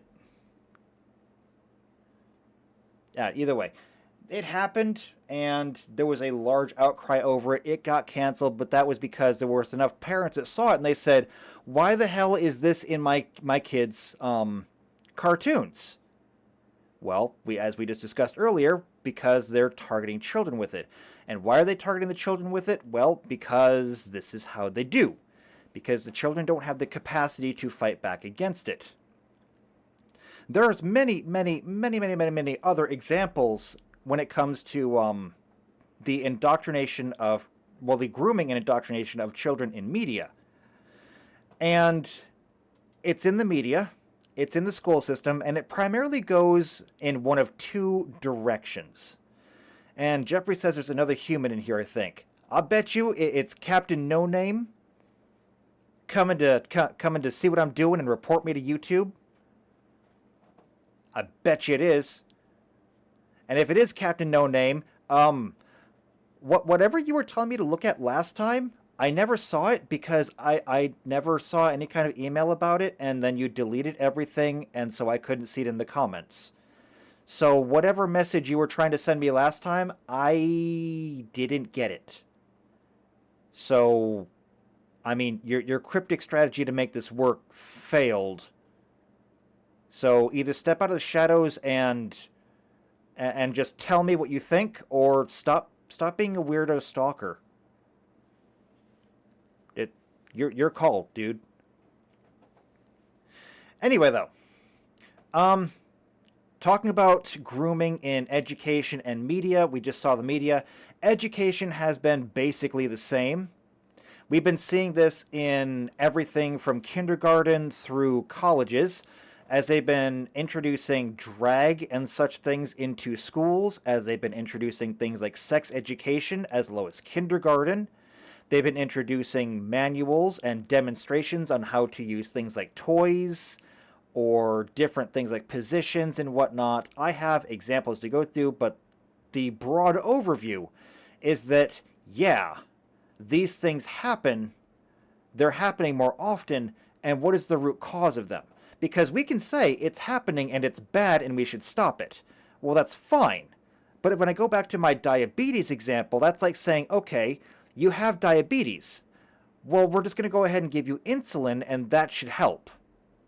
Well, it might help temporarily, but you're going to have to continue administering this treatment until you treat the root cause.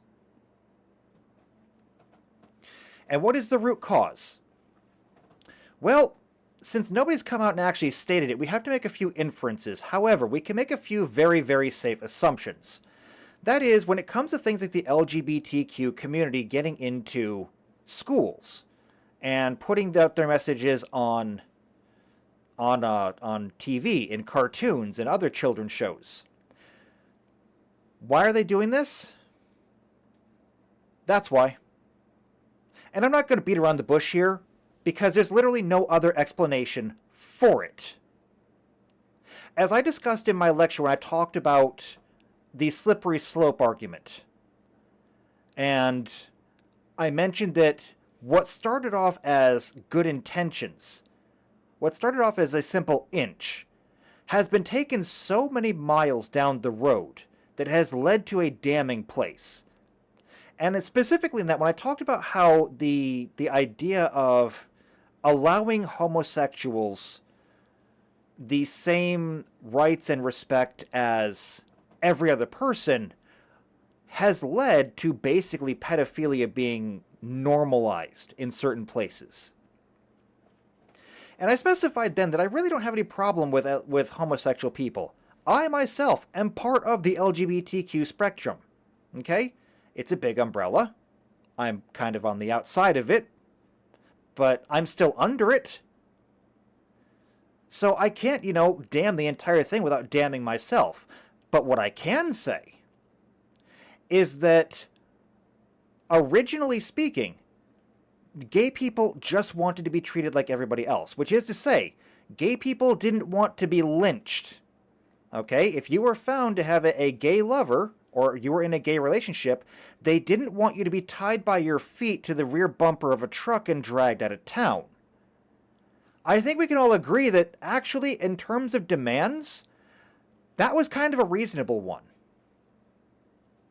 Reasonable, however, is not a word that we're going to be using here to describe what's going on today.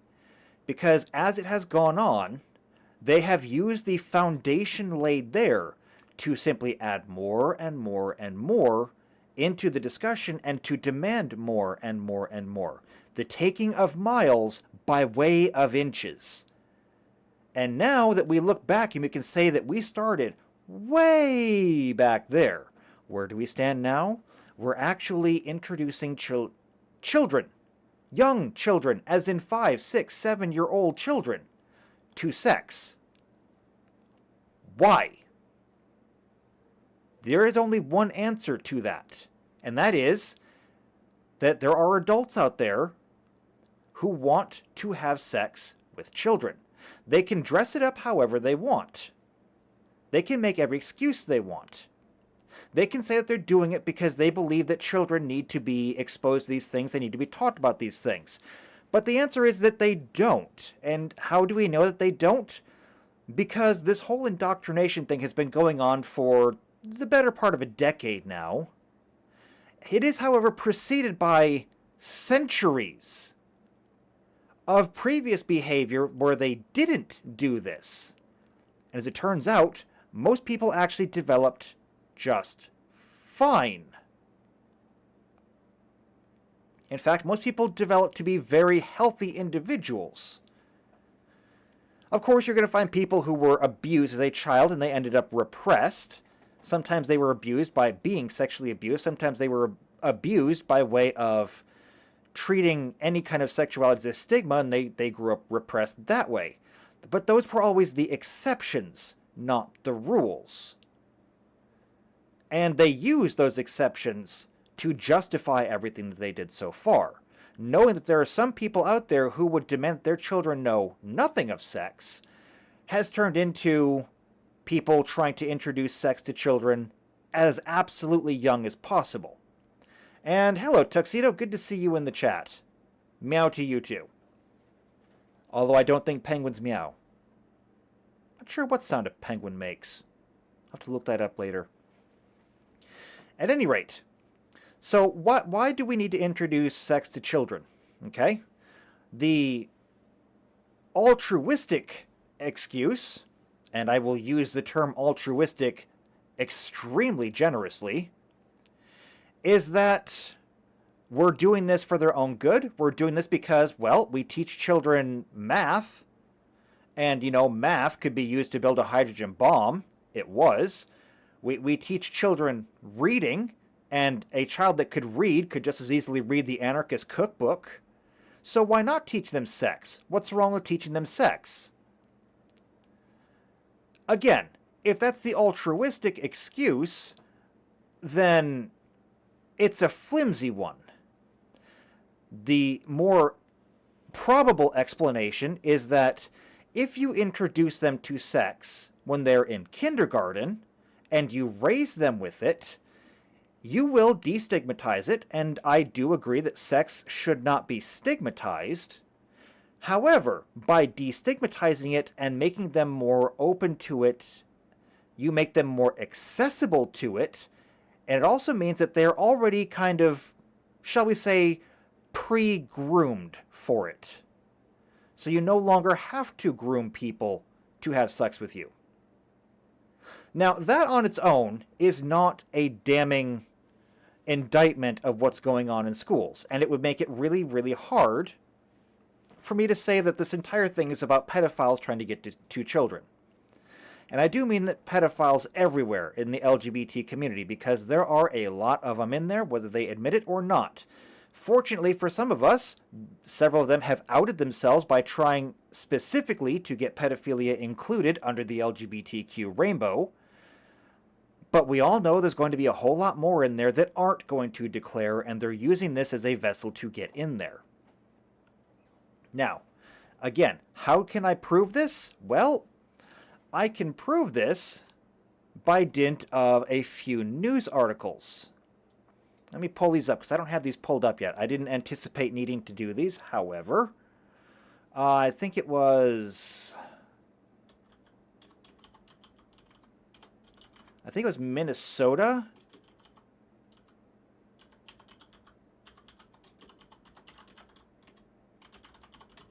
I think it was Minnesota. Ah, here we go. Now, granted, this is Fox News, but this is also just the very first one that I pulled up. There's others, but I didn't want to search for them. I just grabbed the first one that was available. Transgender Minnesota lawmaker introduces bill removing anti-pedophile language from the state's Human Rights Act. Okay? So, the new language should have never been included in the statutory definition in the first place. Basically, what they did is, what they didn't do, rather, is they extended the Human Rights Act to cover many different groups. Religious groups, sexual groups, things like that. However, what happened is in all the different sexualities that were included, they specifically excluded pedophiles from the Human Rights Act in the state. So if you were a pedophile, you were explicitly removed from the Human Rights Act, which a lot of people didn't have a problem with. However, this one person did, and presumably several others did as well, which may have brought things to their attention. The real question is, though, Why? Pedophilia is a crime. And when we say it is a crime, we mean it is a felony crime. There is no such thing as a misdemeanor pedophilia act. There is no such thing as a civil. It is a felony act.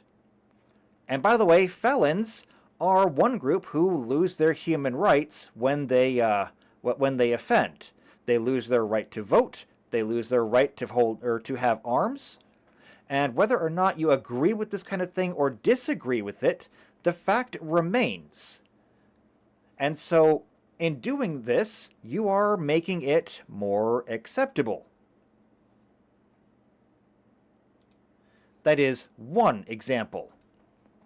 Another example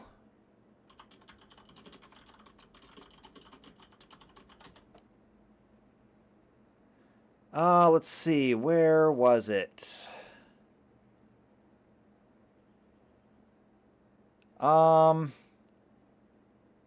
Here we go.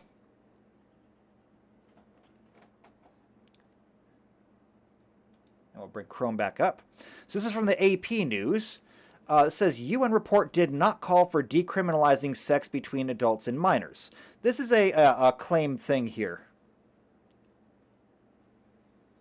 And Tuxedo says, I resent the anti-murder bias in the law system. Murderers are people too.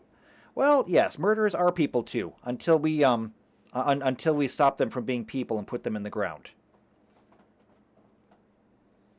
So, anyway, here's the claim. New United Nations report calls for the decriminalization of sexual activity between adults and minors.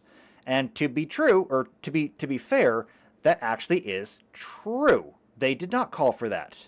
So it says false. Report published in March by the Commission of Jurists in collaboration called for enforcing minimum age of consent laws in non-discriminatory manner. It did not call for decriminalizing all activity between minors. Hold on. Here's the facts. Working. I can't read this. That's going to blow up all of my other windows too. Okay, so the UN report calls for the decriminalization of all sexual activity, including between adults and minors, cited specific passages of a document issued by the International Commission of Jurists. It quickly circulated. The report titled the March 8 Principles for Human Rights Approach to Criminal Law Prescribing Conduct Associated Between Sex, Reproduction, Drug Use, HIV, Homeless, Poverty, Set Legal Protections. Are you actually going to give us the passage?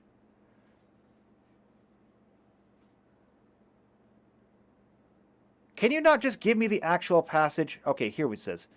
Okay, here. It's a statement that says, if you set a minimum age of consent, you shouldn't allow people to evade it by getting married, I think. No, that's a statement. That's not from the actual thing.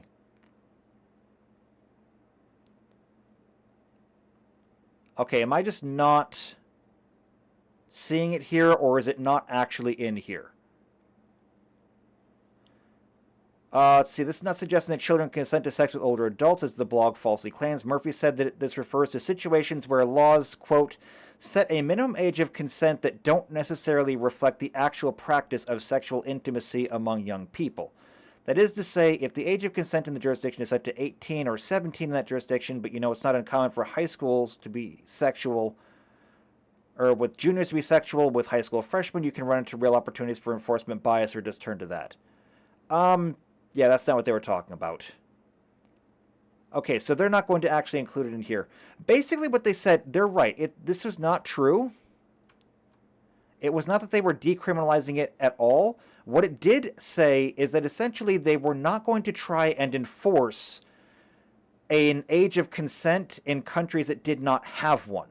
It wasn't that they were decriminalizing it in countries that had it, but in nations that didn't. They were just going to let it go. They let it go.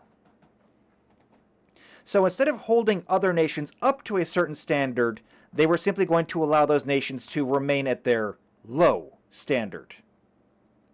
Of course, knowing what we do and how everything is basically just one step after another, once you've done that, you've decided that you're not going to enforce it there, well, that opens the door for you to then decriminalize it in other places. For example, what they're trying to do in some places like, say, Minnesota.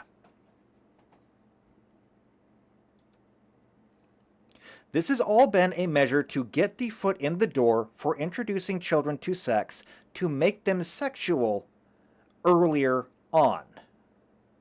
Now, this only really benefits one very specific group of people. And we've already established who they are. However, if you were to come out and just say it, a lot of people are going to have a problem with it, and justifiably so. So you have to go through and you have to do this slowly. And this is also where grooming comes in and why I said grooming isn't explicitly sexual. The children are being groomed.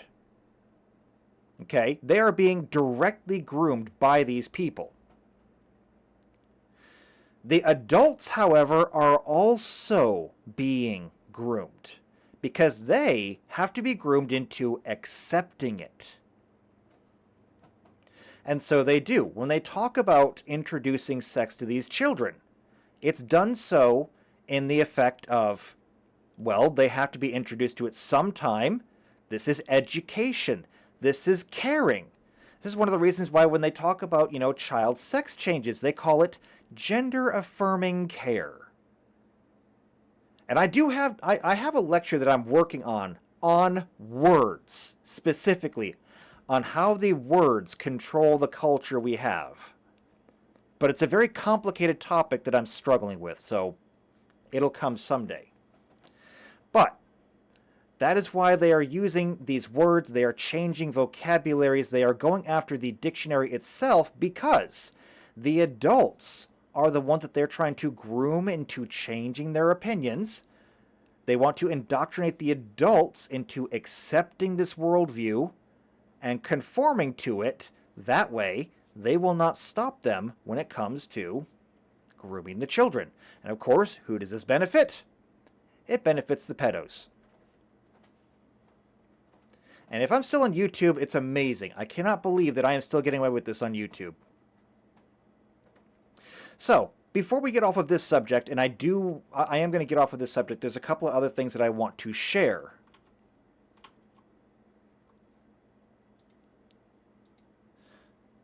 So the first thing is, I'm going to come back here.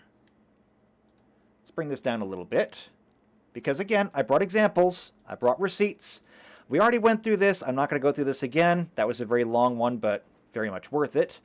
Let's see. I've got this one from Timcast. I'm not going to play the video for it. All we need is the headline. But parents file a police report on a teacher for grooming kids. Why? Because the teacher brought in a whole bunch of LGBTQ-themed books into a middle school and handed them out.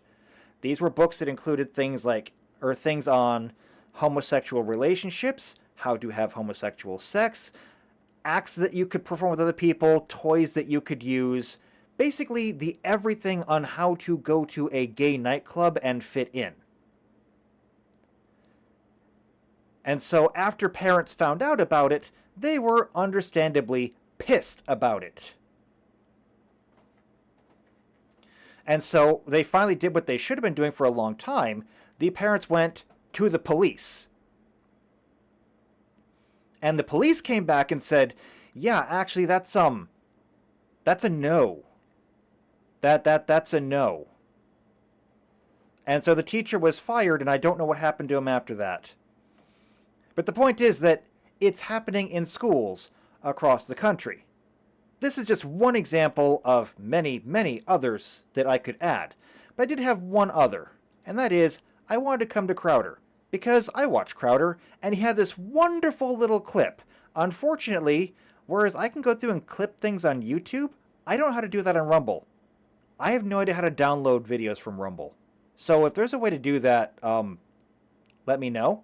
But we're going to play just a very short clip here from the Crowder show, where they have these people on tape. And again, I'll shut up with this one. They're not going to shut up on this one, though, so you're going to hear them in the background. I can't help that. Are not alone. Many Democrats believe that your kids, this is the fundamental underlying issue, your own children are not yours. Here's a hot take that will piss off a lot of people. If you are a parent and your child comes out as queer and you refuse to accept them, Child Protective Services should come and take that child away from you. Okay, Tranny Adele. You are not a good parent. I have a master's degree because when I Wow. got certified, I was told I had to have a master's degree to be an Arizona certified teacher. We all have advanced degrees. What do the parents have? Are we vetting the backgrounds of our parents?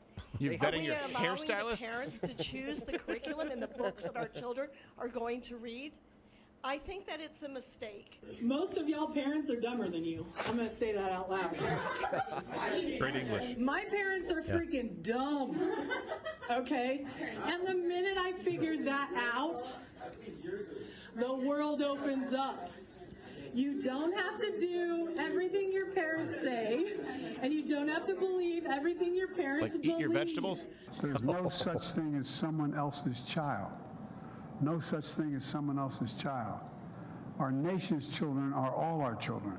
As I often say, you teachers hold the kite strings to lift our national ambitions aloft. All right. We don't need to listen to what he says. You're here to listen to me talk, not him. He's got his own show. I can't compete with that. However, that does give you an idea of the things that are going on right now. And all of that falls into the category of grooming and indoctrination. Yes, even Zombie Man at the end. Because while the others were specifically grooming students to not do what they were told, to not trust the people they were told to trust, to be loyal to the school and the teachers and everything else, the other ones are targeting the population at large, trying to either indoctrinate people to follow the general worldview here of the progressive religion that we discussed before, or to just get out of the way. Either way, they're trying to indoctrinate people into this, and they're targeting children. Why? Because as you heard in the clip with the teacher actually talking in the classroom, children are easy to indoctrinate. You can get them to go along with anything that you say pretty much. So when she tells the students, your parents are dumb, you're smarter than your parents, well, okay, why wouldn't they believe it when you tell them that? I mean, sure, they know a lot of things, but every single one of those students, because it sounded like either a middle school or a high school, I will guarantee you, 99% of the students in that classroom probably had math homework. Probably something like algebra. They probably went home, struggling with it. They asked their parents how to do it, and their parents said, I haven't done algebra since I was in school. I don't remember how to do it. Now you have the teacher who comes along and says, you're smarter than your parents because your parents are frickin' dumb. And you don't have to do everything they say. That is grooming, because now they know they don't have to do everything their parents say. What happens the next time that somebody comes up to them and says, hey, would you like to come over to my house for like a movie or something? Even though the person asking them is a teacher or some other faculty at the school or just some other adult in general. Hey, new movie came out. Would you like to come and... would you like to come over to my house and watch it? And thus you can get a child to come over to your house. It is the modern day version of somebody coming up in a panel van and offering the kids candy. We used to tell kids not to take the candy. Now we're telling kids, don't listen to the people who are telling you not to take the candy. Your parents are dumb. Don't listen to your parents. Go take the candy. Why? Because the teachers are now the ones driving the panel vans. And so are the other adults around them.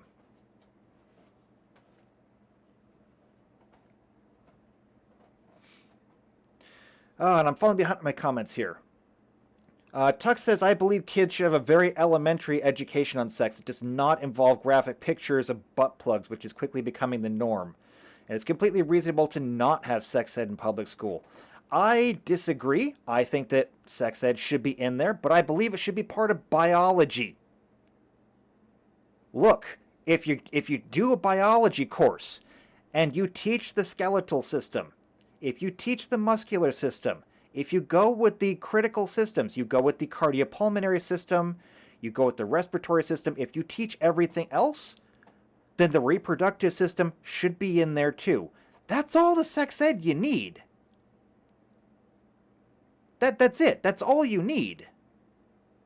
And there's nothing wrong with that, or at least there should be nothing wrong with that. Because I promise, everything will come up in sex ed that way. You will learn what a penis is. You will learn what a vagina is. You will learn what happens when you put them together. There's your sex ed. That's all it ever had to be. However, people took offense to that. And, well, I cannot fault them necessarily for taking offense to that. I will say that this was the inappropriate response to the people who took offense to that. The people who wanted, the answer to the people who wanted none of it was not to allow all of it. And Jeffrey says, I heard that a teacher was teaching sex ed in a McDonald's. Okay, first off, that's just weird. And secondly, I might forgive them if they get me a McDouble. Okay, I'm just saying. I could go for a McDouble right now. I know, McDonald's isn't food, but it tastes good. I can't help it. It's McCrack. So anyway, that covers the sexual aspect of it. But that's not the only one that I put on there. Because it's not the only issue that we're dealing with. The other one is political. And when I talk about political, I'm talking about this idea of introducing children to these ideas of socialism, communism, and anarchism. This is, it's not as infuriating as the other ones. However, it is almost more insidious than it. The idea that they're teaching children to rebel against what you would call the established order. Now, rebelling against the established order is not new. Every generation does it. Every generation is going to do the opposite of what the current generation in charge is going to do. Usually, that meant, you know, if they're wearing button-up shirts, you're going to wear a long and baggy shirt. If they're wearing trousers, you're going to wear bell-bottoms. And Tuck says, what are you doing with those kids? You know what? I'll forget everything and get me a McDouble. I can't help it! Okay? McDoubles are like heroin. You can't blame me for what I do on heroin.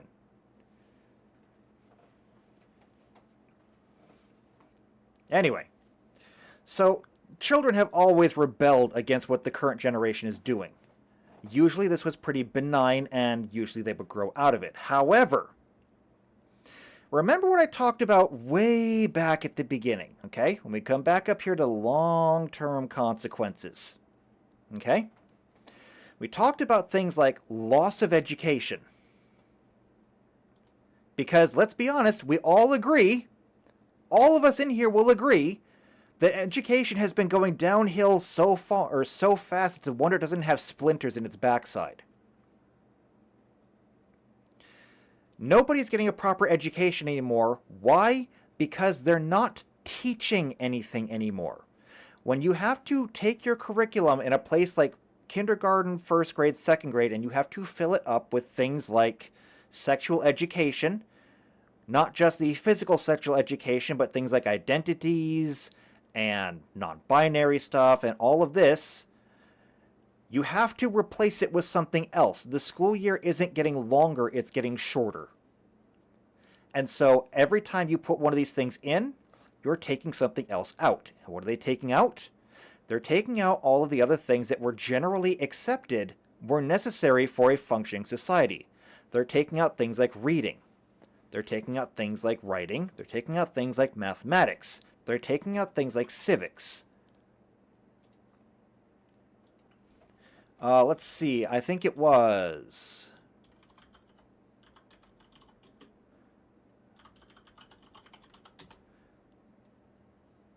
Let's see. I think it was this one. I'm not going to pull this one up, but I'm pulling this up. This is Baltimore targets its high rate of illiteracy. So in Baltimore, Maryland, you see it everywhere: bus stops, park benches, bumper stickers. Everywhere it says Baltimore, the city that reads. Not exactly a glitzy slogan, but in a city where 720,000 to 200,000 adults are functionally illiterate, it shows where our priorities are. Yes, 200,000 people illiterate. Functionally so, at least. And when they say functionally illiterate, what they mean is that people who are illiterate and could not read a newspaper, but they know how to read a few words, like stop or yield, or words that they're introduced to on a daily basis. Like they might be able to identify the word McDouble if they went to McDonald's, but they couldn't read the nutrition facts on the back of the wrapper. Although, given how many chemicals that they put into a McDouble, I probably couldn't read the nutrition facts back there either. Either way. Absenteeism runs high. About 70-90% of participants are welfare recipients. Let's see. Baltimore like this, blah, blah, blah, blah, blah. Okay, well, that seems to be the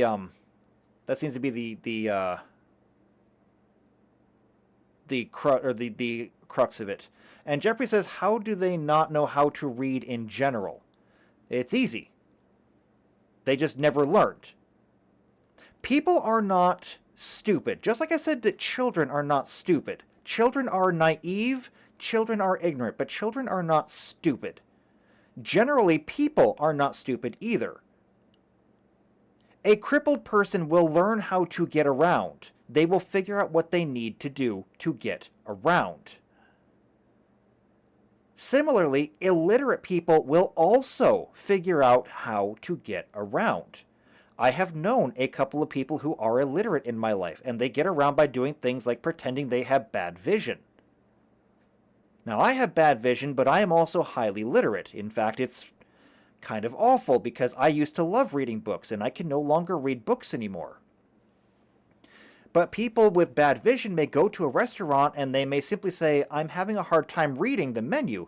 Could you read this to me? Or they'll simply say, could you give me a recommendation? I like chicken.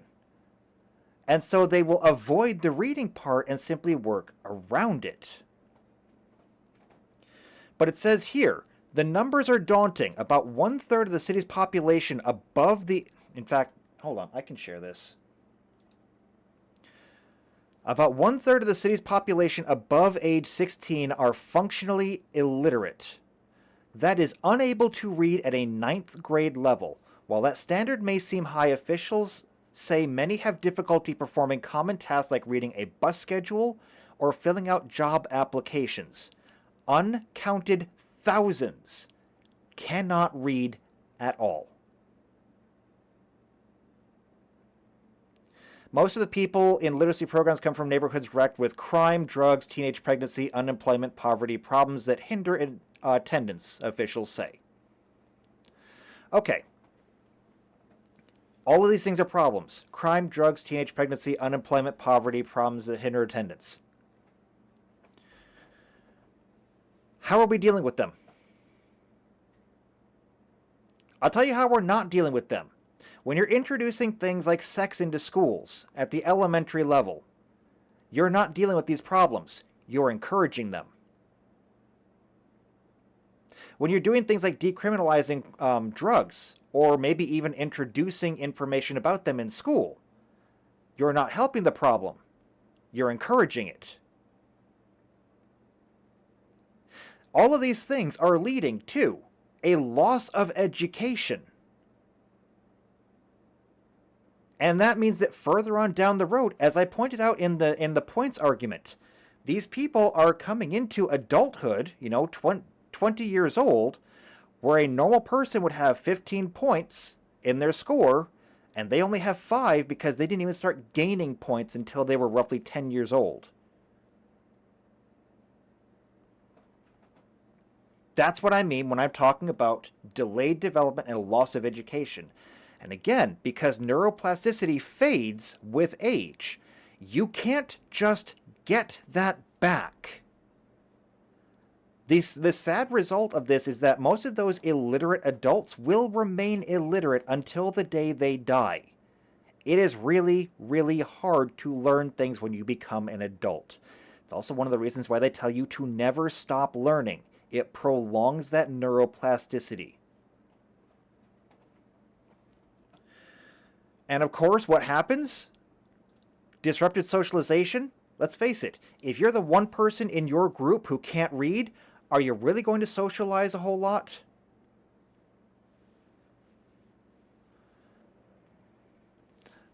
You're not going to.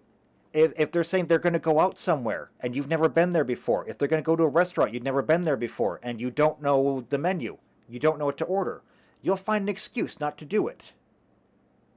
If they're saying that they want to go on a trip somewhere you're not familiar with, you're not going to do it. Why? Because you can't read. And so you're not going to go somewhere where you can't function. Because these people know they can't function. They're not stupid. They have to stay inside their area where they can actually operate. Kind of like somebody who is physically disabled. They're crippled, they're in a wheelchair, or they have to use those walking canes. They have to stay in a certain area where they can actually operate. Hindered development, I think we just covered that. So, same thing. Again, when you're introducing things like sex and things like communism and all this stuff, well, communist activism, or generally activism in any regard, into the schools, you have to replace it with, or you have to replace something else. They're replacing the things that we actually need. In addition to that, they're pushing things like socialism and anarchism. Well, especially when we look into places where groups like Antifa are particularly active. There is a strong push to denigrate anything that is regarded as capitalistic, which is to say, obeys the basic rules of economics. And they're talking about how instead of getting some kind of economic solution, we just need to switch systems to more of a socialistic one. It's also why they push things like instead of investing in your future in things like a resume, a CV, or something like that, they talk about how the government needs to be able to provide these things. Or instead of economic solutions, like increasing the economy, decreasing things like interest rates, decreasing inflation, things like that, those are actually not problems. We should actually be having the government come through and deal with that. Things like free healthcare, free housing, free utilities, free food. All of these things that any Economics 101 student should be able to tell you why they won't work. These things are being promoted in school in lieu of civics or normal economics or anything else like that. And of course, how do they frame it? They do so by saying, especially in a lot of these cities, you come from a shitty neighborhood. Okay? It's not your fault that you live in a shitty neighborhood. However, you could be living in a better neighborhood if you were simply provided that neighborhood. And why haven't you been? And there's the door. Now they just have to give you someone else to blame it on. Similar to how in the Transformers clip, we divided everything into the LGBTQ and then everyone else by saying, I feel safe when I'm with my people. That implies that the other people are dangerous.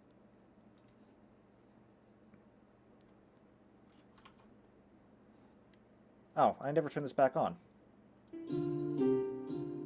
My bad. I never turned that back on. I knew it was awfully quiet. But more importantly, if I come back here to this one, and we just come right back here to Where was it?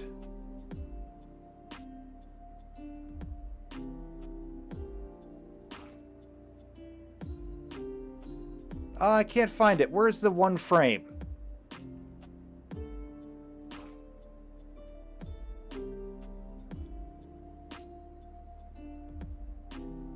I can't find it. Alright, never mind. I'm not going to look at it. The point is, though, that we had that division put out there. And so not only can we do that with the LGBT community and divide them up like that, we can also say that, yes, we are socialists here, okay? In this school, we are socialists, or in this club, we are socialists, and we're all safe here. However, everyone who is not a socialist, everyone who believes in things like lowering taxes or maybe cutting programs or whatever, they're the dangerous ones. They want you dead in some way. And of course, that's always where they go to, whether it's a trans genocide or whether it's a gay genocide. Isn't it funny how it's always some kind of genocide or some kind of visceral physical threat to you? Why is that? Well, because if you can paint something as a visceral physical threat, well, self-defense then kicks in.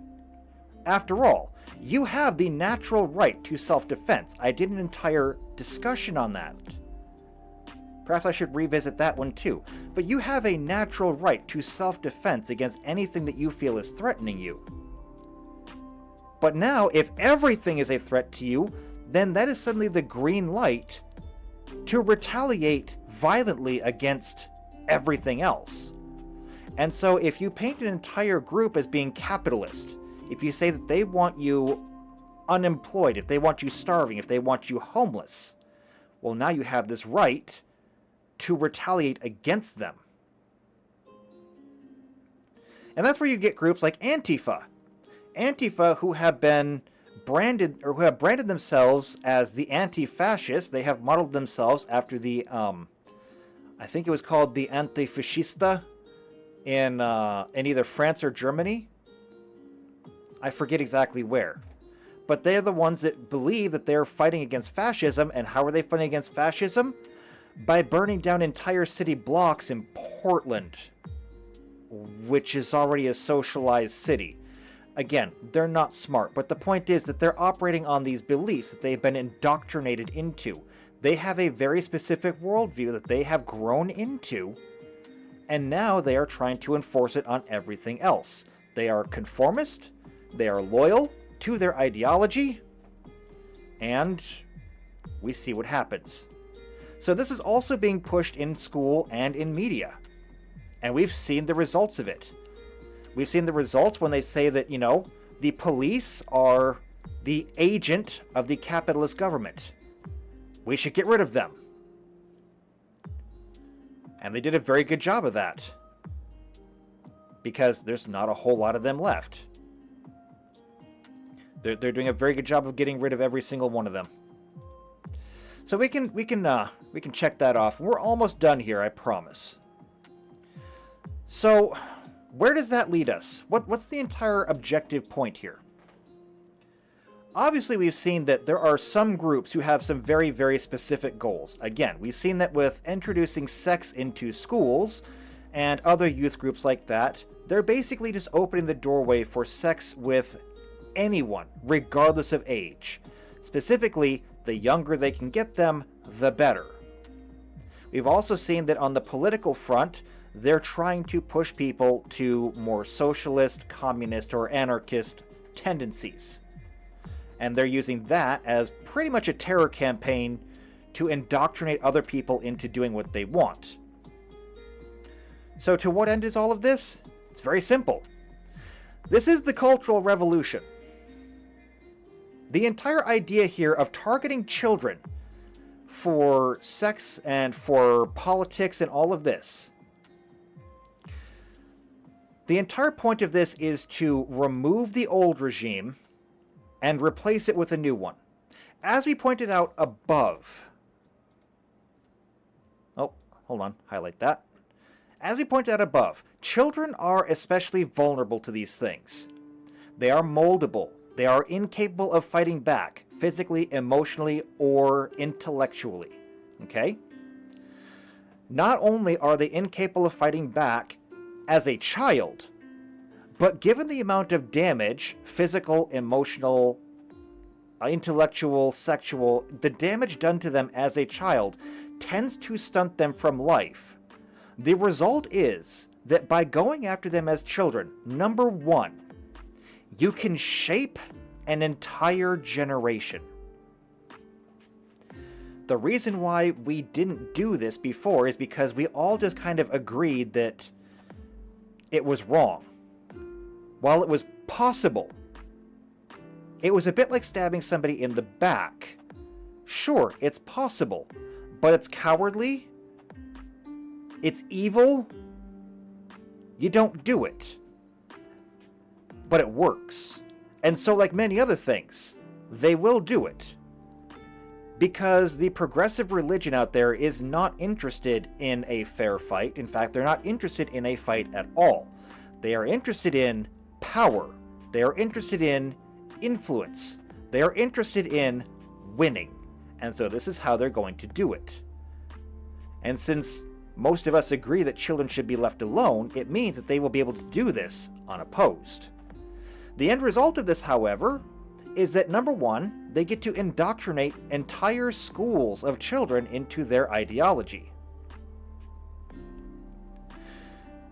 Children will not be able to resist it, and they will grow up inside this ideology. They will grow up knowing that their parents and many of the adults around them are untrustworthy, that they are unsafe, that they should not listen to them, as that one teacher was on camera saying. Do not listen to your parents. They're dumber than you. Do not listen to the authority figures around you. The police are agents of the state, the capitalist state that wants you dead. Beware of anyone who is not in your personal group. Anybody out there could be dangerous to you. Only trust your group. And what's going to happen? Well, on the one hand, they say that your group is safe. You're safe when you're with your friends.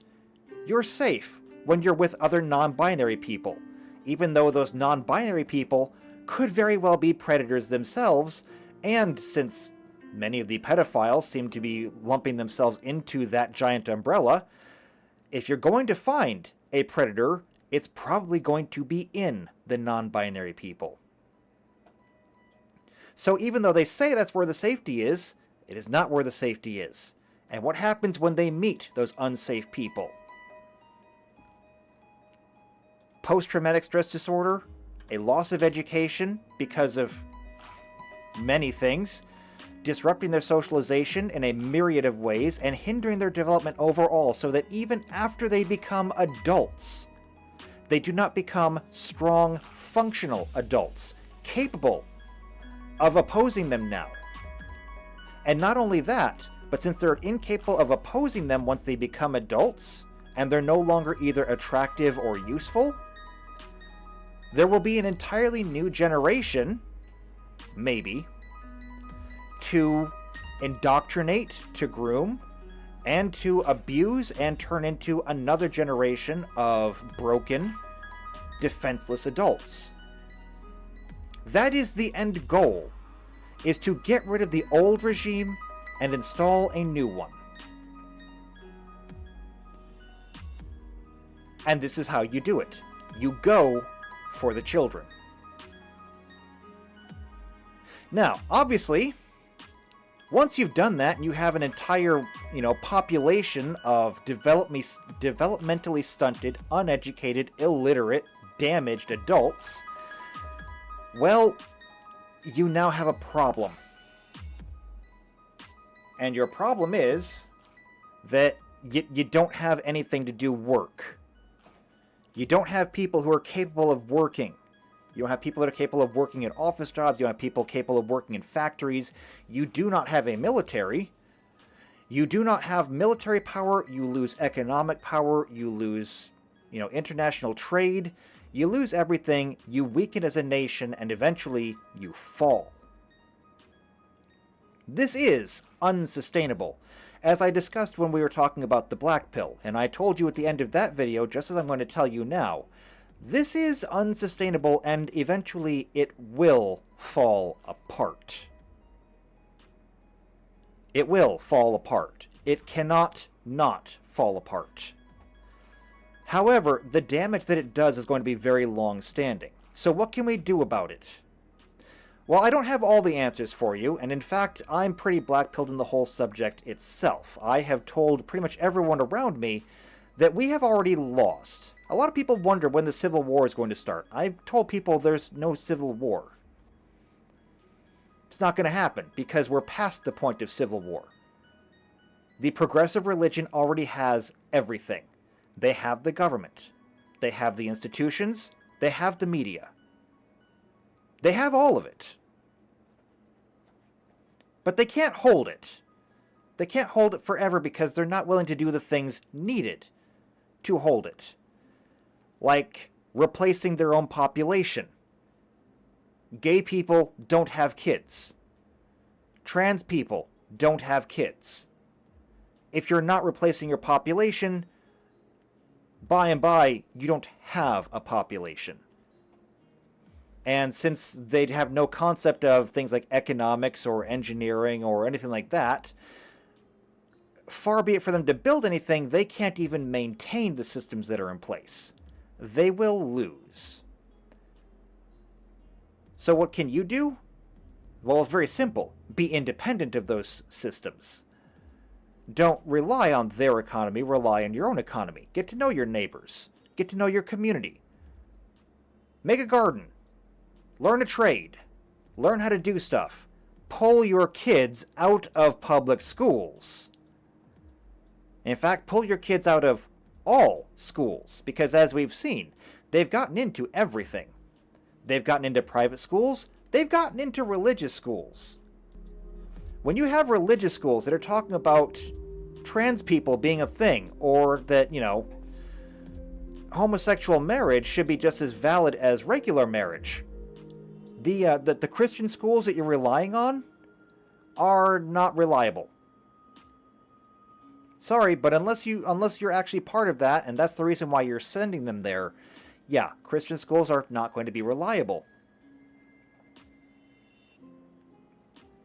So get your kids out of the schools.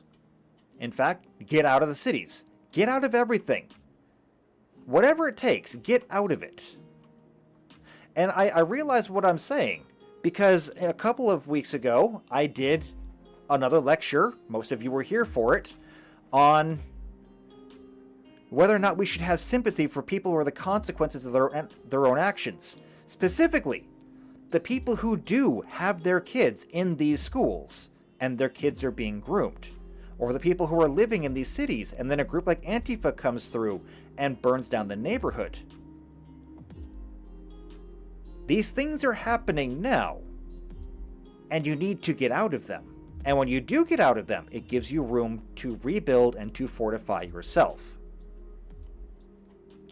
Is it a perfect solution? It is not. But it is the best solution. And eventually, like I said, it will fall apart, and when it does fall apart, well, we'll be here to put it back together. The only question is, when we do put it back together, will we have the callous foresight to put in protections to make sure that these people never ever get in again? I can't speak to that. I don't know. My pessimistic self says probably not, but my optimistic self says, I really hope so. Anyway, that is going to be the discussion for today. I hope that I have given you some kind of insight into what's going on. Not just the things that are going on, but more importantly, why they're going on. Why are people doing these things? Why are they targeting the people they're targeting, in this case specifically children, and what do they hope to gain by doing it? Again, I want to take all the symptoms back down to the root cause. And the root cause is right there. Out with the old, in with the new. They want you gone so that they can take over. Oh, and one last thing for this discussion, because I did mention it. I said that most of this is coming from inside of our own nations, but that doesn't mean that we aren't getting the same thing from outside. Specifically, TikTok. And this has become a big talking point right now because the state of Montana just banned TikTok from the state, meaning they are requiring Google and Apple to remove it from the app, from the Google Play Store and the, I guess, Apple Store? Do they have a name for that? The Apple Store, whatever. They want it removed from the Apple Store and the Google Play Store in the state of Montana.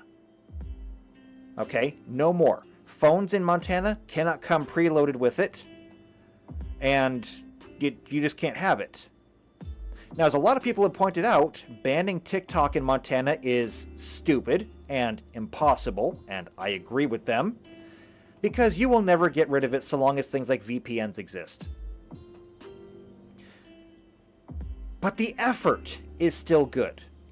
The fact that they're at least trying, because just as we have people that are grooming children here, TikTok, of course, is an app directed almost exclusively to children. And what is it doing? It is promoting all of these things. It is promoting transgenderism and non-binaryism. It is promoting things like communism and socialism, or just straight up anarchism in the US. It's promoting all of these things. Why? Because TikTok is a Chinese company. The United States, and for that matter, most of the West and China, are enemies. We're not shooting at each other yet. However, we are economic rivals. We are cultural rivals. We are enemies with ideologically opposed worldviews. And so what happens? Well, we already have this problem here with this progressive culture in the West. It is a destructive culture. As I have already said, it is unsustainable. It will burn out. And so on the one hand, we have people like myself, and you know what? I'm going to self-aggrandize myself here. We have people like myself, Tim Pool, the Daily Wire, Steven Crowder. Yes, I'm putting myself in the same category as all of them. I might only have 300 and some subs, but you know what? My heart is bigger than 300 subs. I have a big heart. People like us are out here trying to pour water on the fire that is burning down the country. Places like China, however, are pouring gas. Because they know, just as I know, just as many people who are against this know, we all know where this leads. In fact, the only people who don't know where this leads are the ones who are in the middle of it. So we're trying to stop it, they're trying to accelerate it. Because if it reaches its end, and I suspect that it will leave us in a very bad place. It will leave us weakened. It will leave us possibly destroyed. And if you're China, that's great news. If you're anybody else in the West, because if the US falls, say goodbye to Canada, and say goodbye to Mexico, and say goodbye to probably most of Europe too. When the US goes, it's going to be a domino effect that's going to take out a whole lot of other people too. Especially since, well, the US exports a whole lot more than just guns. We export culture, and the worse the culture in the US gets, the worse it gets in the rest of the Western nations.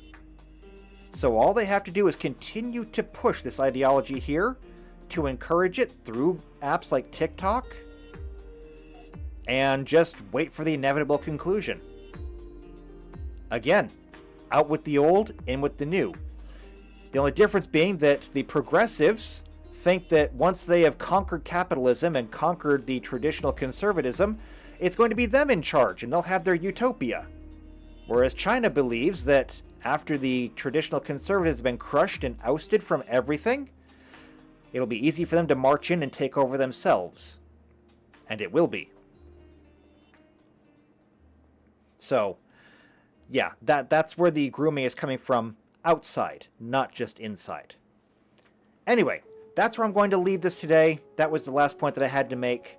Not to mention that this has gone on for almost 3 hours. My throat hurts. I'm going to get a drink real quick. This was a good discussion, though.